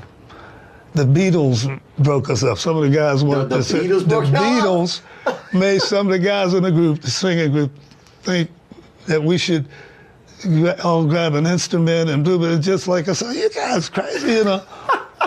So it really broke the group up. I was sitting around, I was living with a pimp, as a matter of fact. You were living with a pimp in Philadelphia? I had to, you know, my father, you know. He like, this singing stuff ain't it? I quit a job, boy. I quit a job that he got me. Oh, yeah. And because we rehearsed late that night before I could get up and... Oh, yeah. Man, he found out about that when he got home, man. He came in. I said, but Dad, I want to sing. Go upstairs, pack your bags, get your behind. I'm telling you, my mother was, look, you ain't gonna put that boy out there. Go upstairs, I'm telling you, man, and put me out, man. Well, Daddy said, we already gave his name up, so I ain't putting our son out. They put me out, man. I don't care. But this man, if it wasn't for him, I learned what he meant. You know, they coming up in the time, you better have a job, man. And that's all he mean. You better have, you know, I know you can sing, but, you know, and I had to learn that. And I learned it. Me and my father got tight as you could be. I took him to Europe with me. We, you know, you live and you learn, man. I mean, I like a lot of their songs. I think it's impactful because it speaks to so many generations. I mean, they can work the same album on tour for the next 20 years. And it's great melody. It's real music. It's kind of where it all started. You know, Frankie Beverly, the white hat, the white slacks, you know, you can't go wrong with that. I grew up on that. That's how I got here, probably. I've been to several Frankie Beverly concerts, and, you know, at that point, when everyone starts singing, it becomes Frankie Beverly karaoke. I just think that his songs are just fun. You know, they're fun and they're vibrant, and you just want to have a good time. I think he represents that. Does it ever cross your mind what you would be doing if you didn't sing? Very little. That crosses my line. The reason I ask that question because there are a lot of people who had a dream of singing, but they gave up. They quit. They gave in. They didn't persevere. And they may be watching this. They may have passed on, and they are 68, 70, and they have regrets. I can't imagine that because that's what made me stay. That's what made me stay, man. And I'll say to anybody, don't you dare, man. Like more than most people, like you say, don't pursue the gift that was given up. No matter the field. The gift, whatever. All of us have a thing. All of us. And some of us know it too, and you know, yeah, it's hard. Yeah, it's hard. We talk about instruments, we're talking about music, we're talking about doing you. But who do you like to listen to? You know, in my where I'm at now in my life, I'm an old schooler.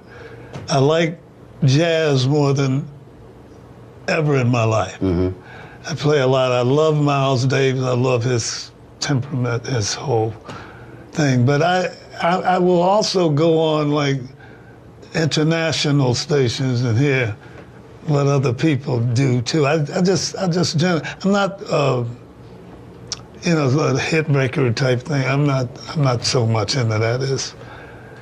I like all sorts of music. Yeah, I don't have. If I have to go with people that I really love, and I would have to be old school. You know, I like the older singing, the older Sarah Vaughan and stuff like that. Like I said, Charlie Parker I love too. You know, I just kind of really like that, and the great songs. You know, it's just more or less that than what today's thing is. Laid back kind of girl, you know what I mean? Because I'm a laid back kind of guy, so I like a laid back kind of girl. And you can go Joy and Pain, you can just go on and on, you know what I mean? Golden Time of the Day. You know, every song is just touches on everything, every emotion that's inside of you. And, you know, I always love seeing them in concert. And until the day they stop singing music, I'm going to continue to listen to them and continue to go to their concerts. I'm not going to pick one. That's like picking your favorite child. You can't do that. Who's your favorite child? Come on. You can't pick one. You can't pick one. It's an impossible question. You can't. No way. My favorite song, I don't know. It's a lot of them. That's kind of hard. After the morning after. Know that one? Oh, after the night before. You try to get me to sing, huh? I like that one.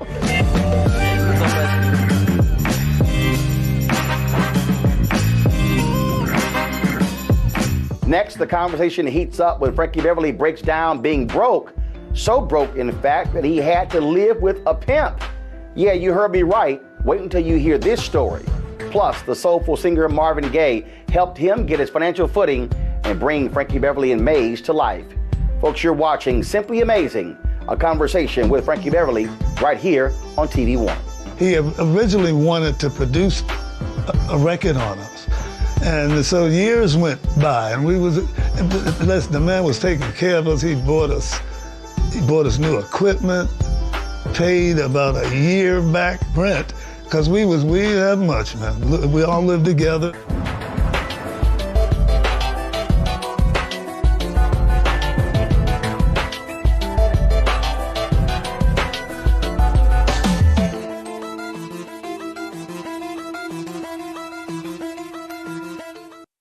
He told us who he was. Should abortion be punished?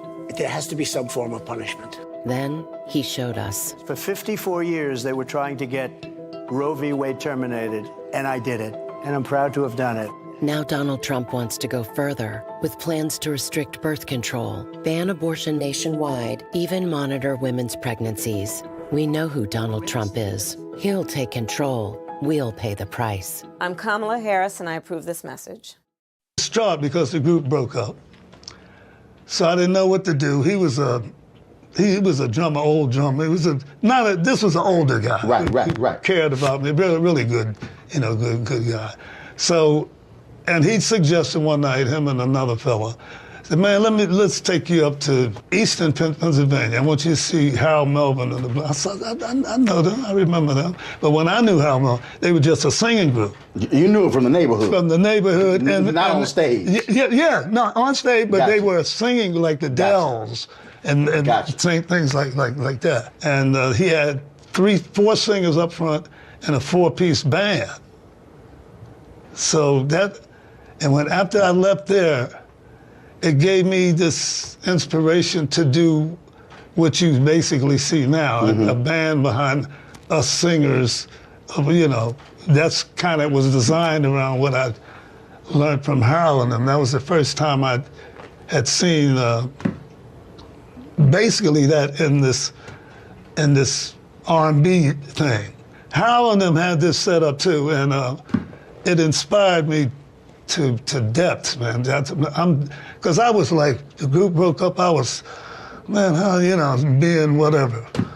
And them cats, man, get up off your behind, man, get this thing together. And I put together 3 up front and 3 in the back. And you were called? I'd still called it the Butlers, though. Okay. Because it was my name. Right. So we went on, worked clubs. That's that act that when I'm down the East Coast, and just, it made me stay true to that. Yes, as it went along, it got better. We decided to do this, we decided to do that. And now suddenly we changed the name to Raw Soul. So Raw Soul. Raw Soul. And then you have an encounter with the sister of... Yes, Marvin Gaye. We were playing it in San Francisco, went from Philadelphia to San Francisco, chasing a little dream, you know, went out there, starved almost to death, you know. But we still working in clubs. She came in and saw us, really loved us, told us Marvin was interested in a band backing him up that could open up a few songs in the front of him. So I told him, well, I'm not interested in backing him up, but I'd sure like to get this opened in the thing in front of him. Right. So, and out of left field, one day we're playing, and he's sitting in the audience in the club too. Really, really little club. And just loved us, man, just a sweet man. The Raw Soul thing, he said, man, that's the ugliest ass name I've heard in my life, man. Change that ugly name. You're not gonna make it with that. So Marvin Gaye says, you gotta get rid of this name. Right. Now, well, y'all saying, look, we know you Marvin Gaye, but man, we like our name. Or did y'all say? Yeah, a little bit, but we were willing to change it. Some clique said, this is Marvin Gaye. Yeah, we were willing to change the name, you know, so. So how did you come to Maze? Tossing names around, tossing names. It must have taken months. Is it Frankie Beverly and Maze, or is it Maze featuring Frankie Beverly? What is it? It was originally Maze featuring Frankie Beverly. But because of what we are, we're a unit. People know we're a unit. People can say Frankie Beverly, they still mean Maze. They say Maze, they still mean, it's worked out. I asked the question about the name because whenever I look at a lot of the unsungs on TV One, man, so many groups broke up because of ego. Right. Well, we didn't like so-and-so getting out front, getting all the shine and the publicity. And I'm sitting there going, man, look, if y'all getting paid. Yeah, me too. It does not matter. Yeah.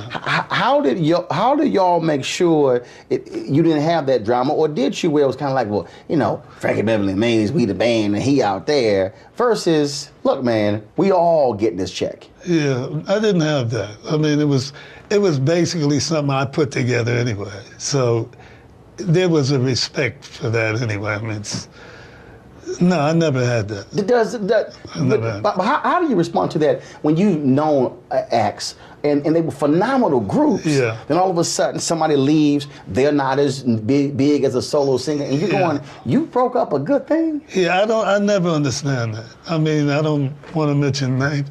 I've never understood how certain acts that I remember sitting here in my own mind couldn't get that together. I mean, even if it's a question of, okay, feature him.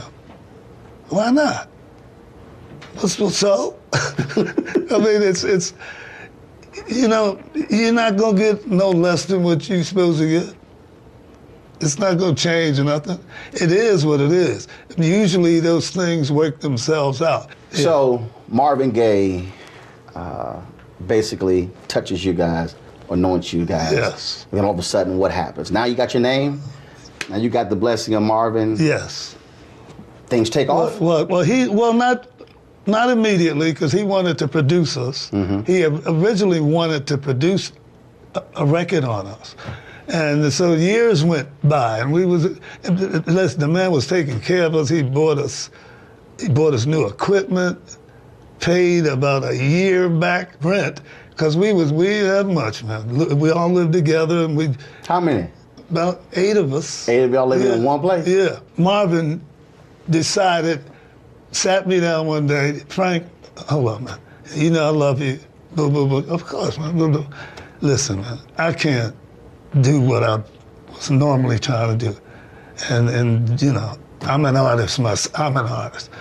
I mean, if I get a great song, I ain't giving it to you.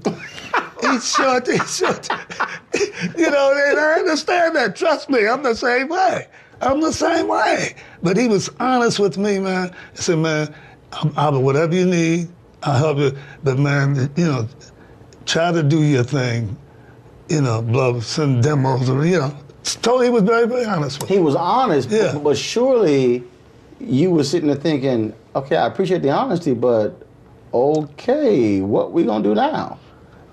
No, because we had kind of made a name for ourselves in the clubs. Again, you know, we had, you know, this thing that we've done all our lives still helped us maintain ourselves. So we were okay. I know he was a good man, and so no, I didn't even trip like that. We sent demos around, and wasn't even maybe over a year. That's long to have a demo floating around. But Larkin calls me one day. Hey man, you Frankie Beverly? Yeah, I gotta have this, man. This is the blip blip blip and all this, man. You know, my then manager was with me. And I handed the phone to him because I had heard this message before. You know, I handed the phone to him, man. And he's talking, yeah, blah blah blah blah. And I'm looking up at him. He said, yeah, and I said, is he serious? And he said. The first album, he was real. He really was. When he met me, he was, man, yeah, this is the blah, blah, blah. He's always just like, wow, I hope I come through for this guy, you know. But no, he signed us. I had never produced an album, and I want to produce the album. Man, you can produce whatever you want to do, you know, and I kind of want to keep my publish, you know. You can have all your everything, man. Okay. Everything. And that's God right there. Didn't I say that? Because that is not a music business story. Hey, man. Hey. This is for real. First hit record? First hit record was Walla Malone. Wasn't big, but the first album overtook any single that we put out there. Mm-hmm. That's why Happy Feelings was never a single. They left Happy Feelings on the album because that was like killing. Have you ever wondered what the logo for Maze means? Well, you'll find out after the break when Frankie Beverly fills us in on the significance of the seven-fingered hand. He also takes me on his trip to stardom and shares why he thinks folks in the South have shown Maze so much love over the years, and why the band is America's best-kept secret, although black folks, we know what the secret sauce is. You're watching Simply Amazing, a conversation with Frankie Beverly on TV One.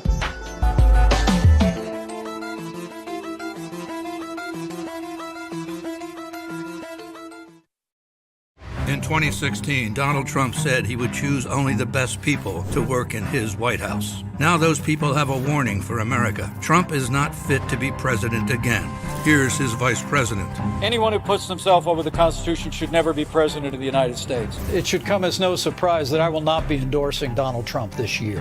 His defense secretary. Do you think Trump can be trusted with the nation's secrets ever again? No. I mean, it's just irresponsible action that places our service members at risk, places our nation's security at risk. His national security advisor. Donald Trump will cause a lot of damage.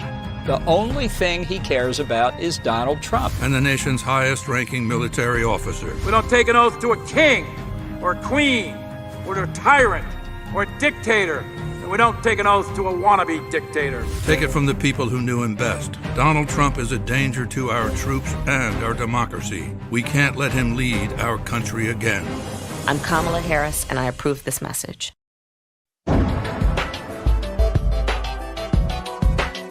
To really get Frankie Beverly, aside from the many, many great records, is to be at a live Frankie Beverly show, particularly in the South, and watch the whole audience turn into like the most incredible choir that you never knew existed. So that's what happens at a Frankie Beverly concert. Everybody sings along. It feels so good. Woo! Thank God for them Southern girls and all that other great Frankie Beverly. You make me happy and all that. Woo! So Frankie, what's up with the logo? So, 6 fingers, 7 fingers? What's the deal? Yeah, it's actually 6 fingers and 1 thumb. Obviously, That's a big hand. Because there were 7 of us in the band. Right. And that's where that came from. Yeah. And you're the thumb. I'm the thumb. So that's why it's 6 fingers and 1 thumb. So when folks get out of hand, you push their thumb down on them, I got and you keep them straight. I'm a strong. You're the taskmaster. But yeah, and again, you know, like I said, that hand, if you go, that's a maze too. You can go all the way through. We had contests for people winning that, as a matter of fact. Yeah. So it all works out again. It all makes sense, and it all, you know, does its thing. Well, it's worked thus far. Yeah, man, it has. All right. I guess you might as well stay with it. Yeah, I think so. think so, man. All right, cool. Yeah. When did you really say, okay, I think we made it?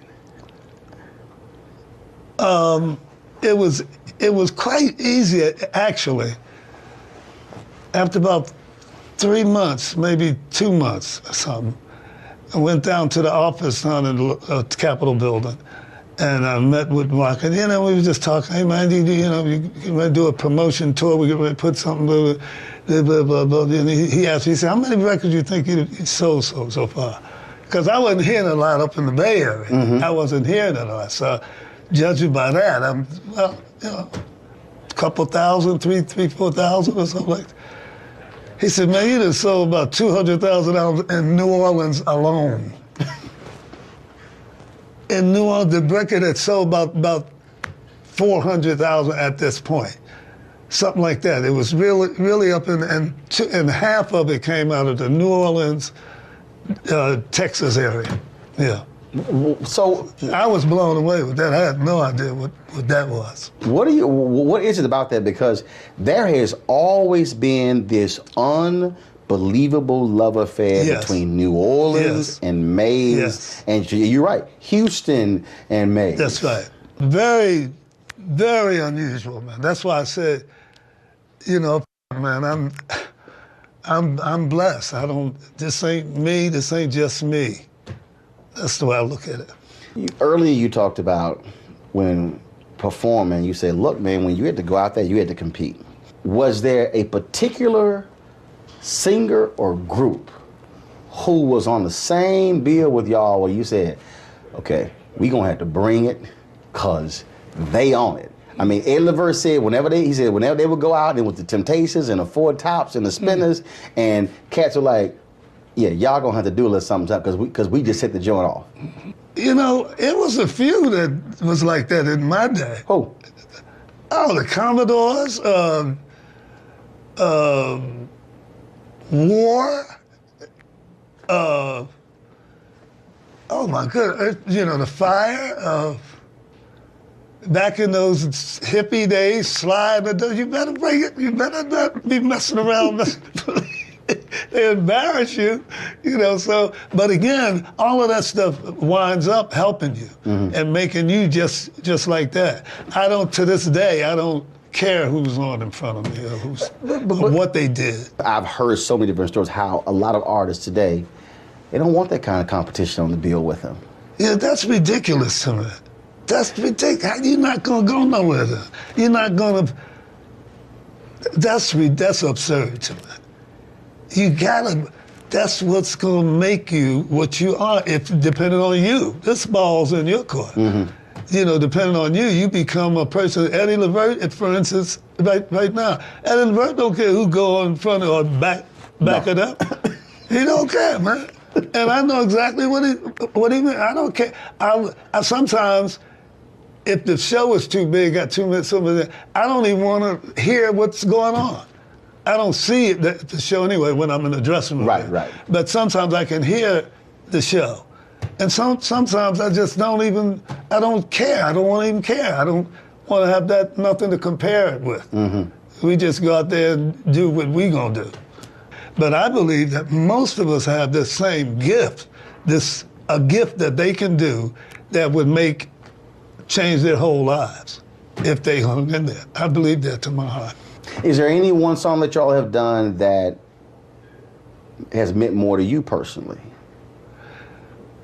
One, no, but there are some that stand out to me. Such as? We Are One stands out to me. For just the title tells you why. Right. I believe that to my heart. We're all the same. Stop the whatever. Coming up, Frankie Beverly tells me what sultry songstress he would love to share the stage with, and also chats about his unique connection to soul diva Anita Baker. Plus, he'll tell you why she's really upset with him. More of Simply Amazing, a conversation with Frankie Beverly right here on TV One.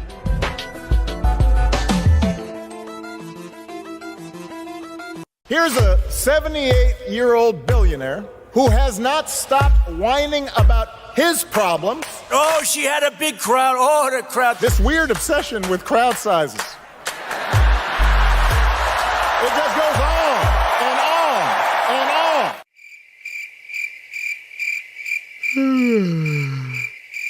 America's ready for a new chapter. We are ready for a President Kamala Harris. I'm Kamala Harris, and I approve this message.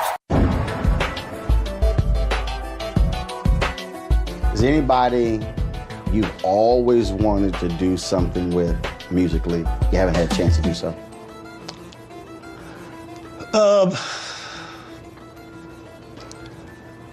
Sade. Ooh.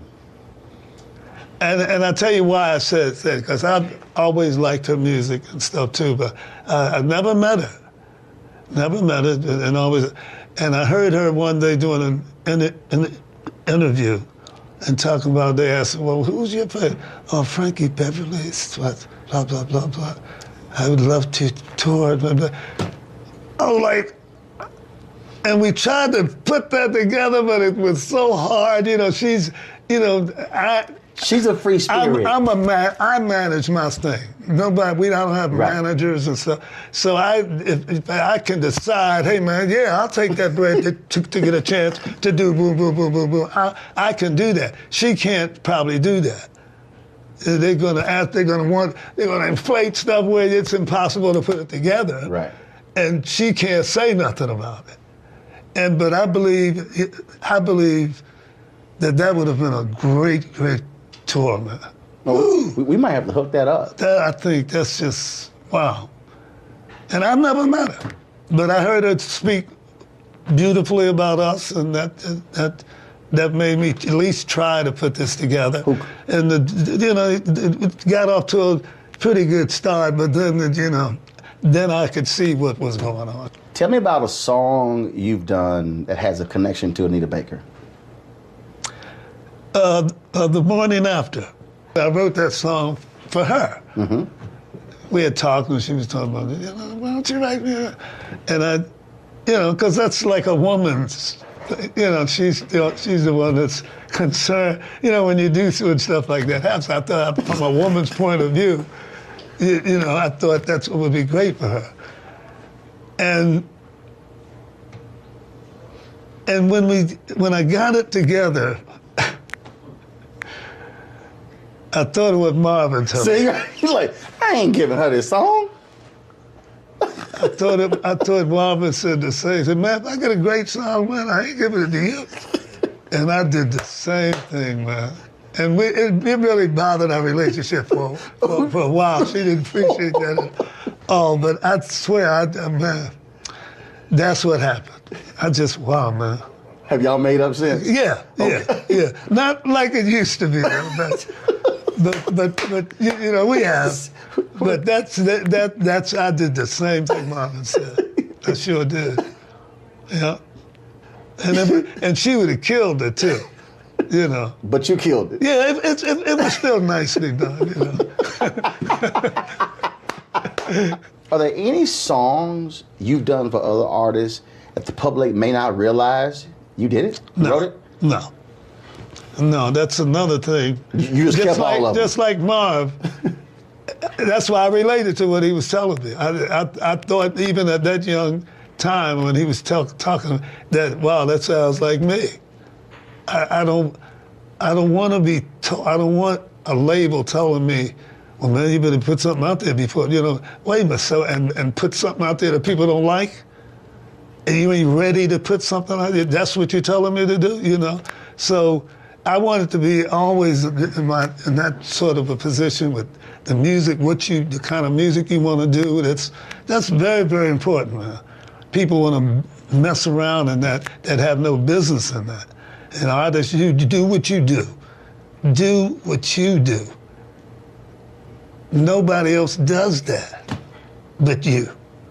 Develop your thing, it's over. It's over then. Because all you have to do is be you. I used to talk about, to a lot of people, and they were always stunned by this, how phenomenal Maze was, yet never got recognized. I was on the internet one day and I went, wait a minute, they never won a Grammy? Soul Train Award? American Music Award? I went a Blockbuster Award? I went through, and it was stunning to me, again, this reaction, this love from the audience. And then y'all get honored by the Trumpet Awards. Was that one of the first? That was the first. That was the first major award. That was the first. Because I think it was three of you. Yeah, me, Bug, and Rome. Yeah. And the original guys. Yeah. Y'all were very emotional that day. Yeah, it was. I think the audience made me more, emotional, because obviously at this point, that's not a big deal to us anymore. Yeah, it was like, it's a nice gesture and all that stuff, but when you wait this long, you've gotten over that. So I was more, it's nice of these people to do this. Our fans love it probably more than what we do. And then you guys got honored by BET Honors, finally. That's right. And again, what I found to be amazing was this whole new generation of folks who were partying like. Wow, man. So y'all had stuff coming out they weren't even here. They weren't even. A lot of them were not even thoughts. But again, it was this multi-generational love and appreciation. Yeah, this and it never ceases. It's like night after night. Because during the show, I was saying, how many of y'all seeing us for the very first time? Some places it's a quarter of the place, or that's a lot. And I'm like, wow, that's young people, man. I mean, I see them all up front now. I'm like, how do they know happy feelings? Well, because one, I don't care who you are right now. Trust me, Frankie, this is no lie. I've said this to many a DJ where I've been at a party where it was boring, it was whack. I said, look at here. I need y'all to put on Before I Let Go. And I said, I'm telling you, this party about to get started. And once they hear that intro, boom, the party goes crazy. Yeah, man. That's what I'm talking about. Man. What can you do with that? There's no way I can complain about any way this thing is going. We have done astronomical. Next, Frankie Beverly opens up about battling vocal stress and how wearing all white linen outfits and his signature baseball caps on stage became his signature look. You're watching Simply Amazing, a conversation with Frankie Beverly right here on TV One.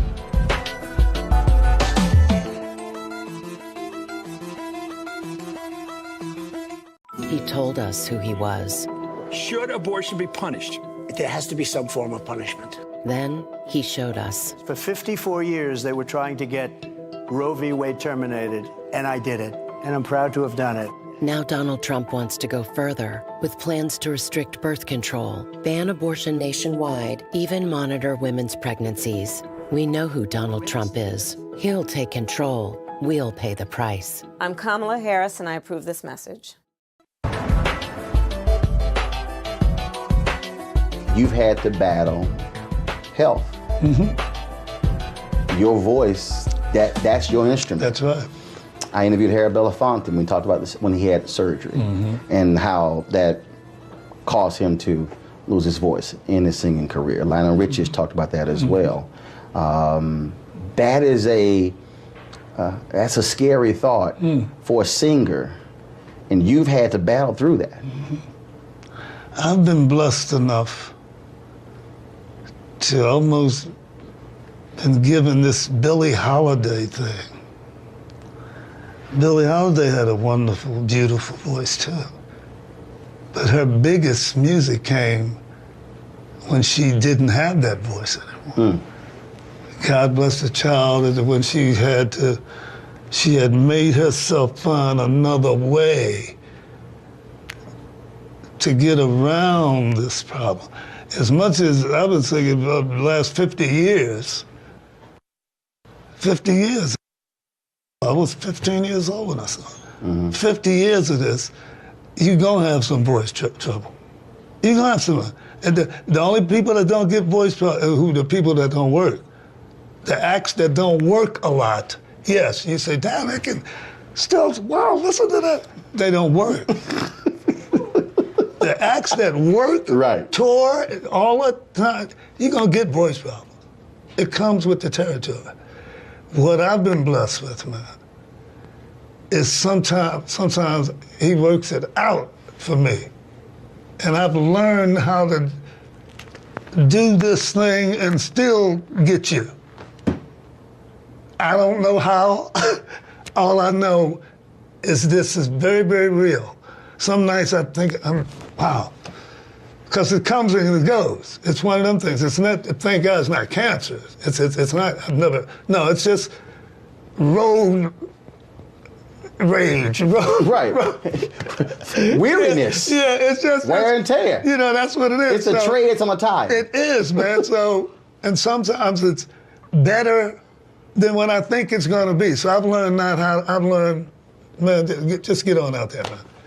I don't know how many times I've seen you off stage, and you got all black on. And then you got all white on stage. Wait, are you planning this thing? You know, that was a people thing anyway. If you look back if you remember that far back, you know, but I had a bunch of stuff that I used to wear. It wasn't an all-white thing. So where did the all-white thing come from? The people, I would get off stage some places, he didn't wear white tonight, right? You know, people would say that to me. And I'm saying, what's the white thing? You know? So, and I decided, well, okay, if they want me in white, I'll just wear white. What do you want people to always remember about Frankie Beverly and Mays? That it's the real deal. That we love them. Our music speaks for itself. I care about people. I care about my brothers and sisters. People mean a lot to me. It's just always been a people person. I've gotten breaks in my life. And the one thing is just, you know, is this thing called love. And I ain't trying to be this corny kind of, I'm talking about love, real love. Love is the key. Somebody say love is the key. And that's, remember whatever happened, remember Mays and remember me for love. Well, Howard. Yeah. Frankie, man, it was a pleasure. It was a pleasure. All right, man. I always appreciate good chatting it, man. with you. Appreciate it, man. You're always there, too, man. I appreciate it. Yeah, you're always there, man. So how do you put 40 years into 1 hour? Well, we certainly hope you enjoyed our effort to explain what is it about Frankie Beverly and Mays that black folks love so much. Their sound is certainly unique. They are different. I mean, imagine any other group not putting out a new album in more than 25 years. And no matter where they go, folks still show up and pack the joint out, wanting to get tickets to sing and dance to all of their music. We got one more treat, though, and that is, it was at the 2017 Tom Joyner Fantastic Voyage Cruise when the DJ played Before I Let Go, and he came out to the dance floor to sing to the song while he and I danced together to one of his signature hits. Have a great night, and be sure to tune in to TV One's News One Now every day, 7 a.m. right here. Have a great one.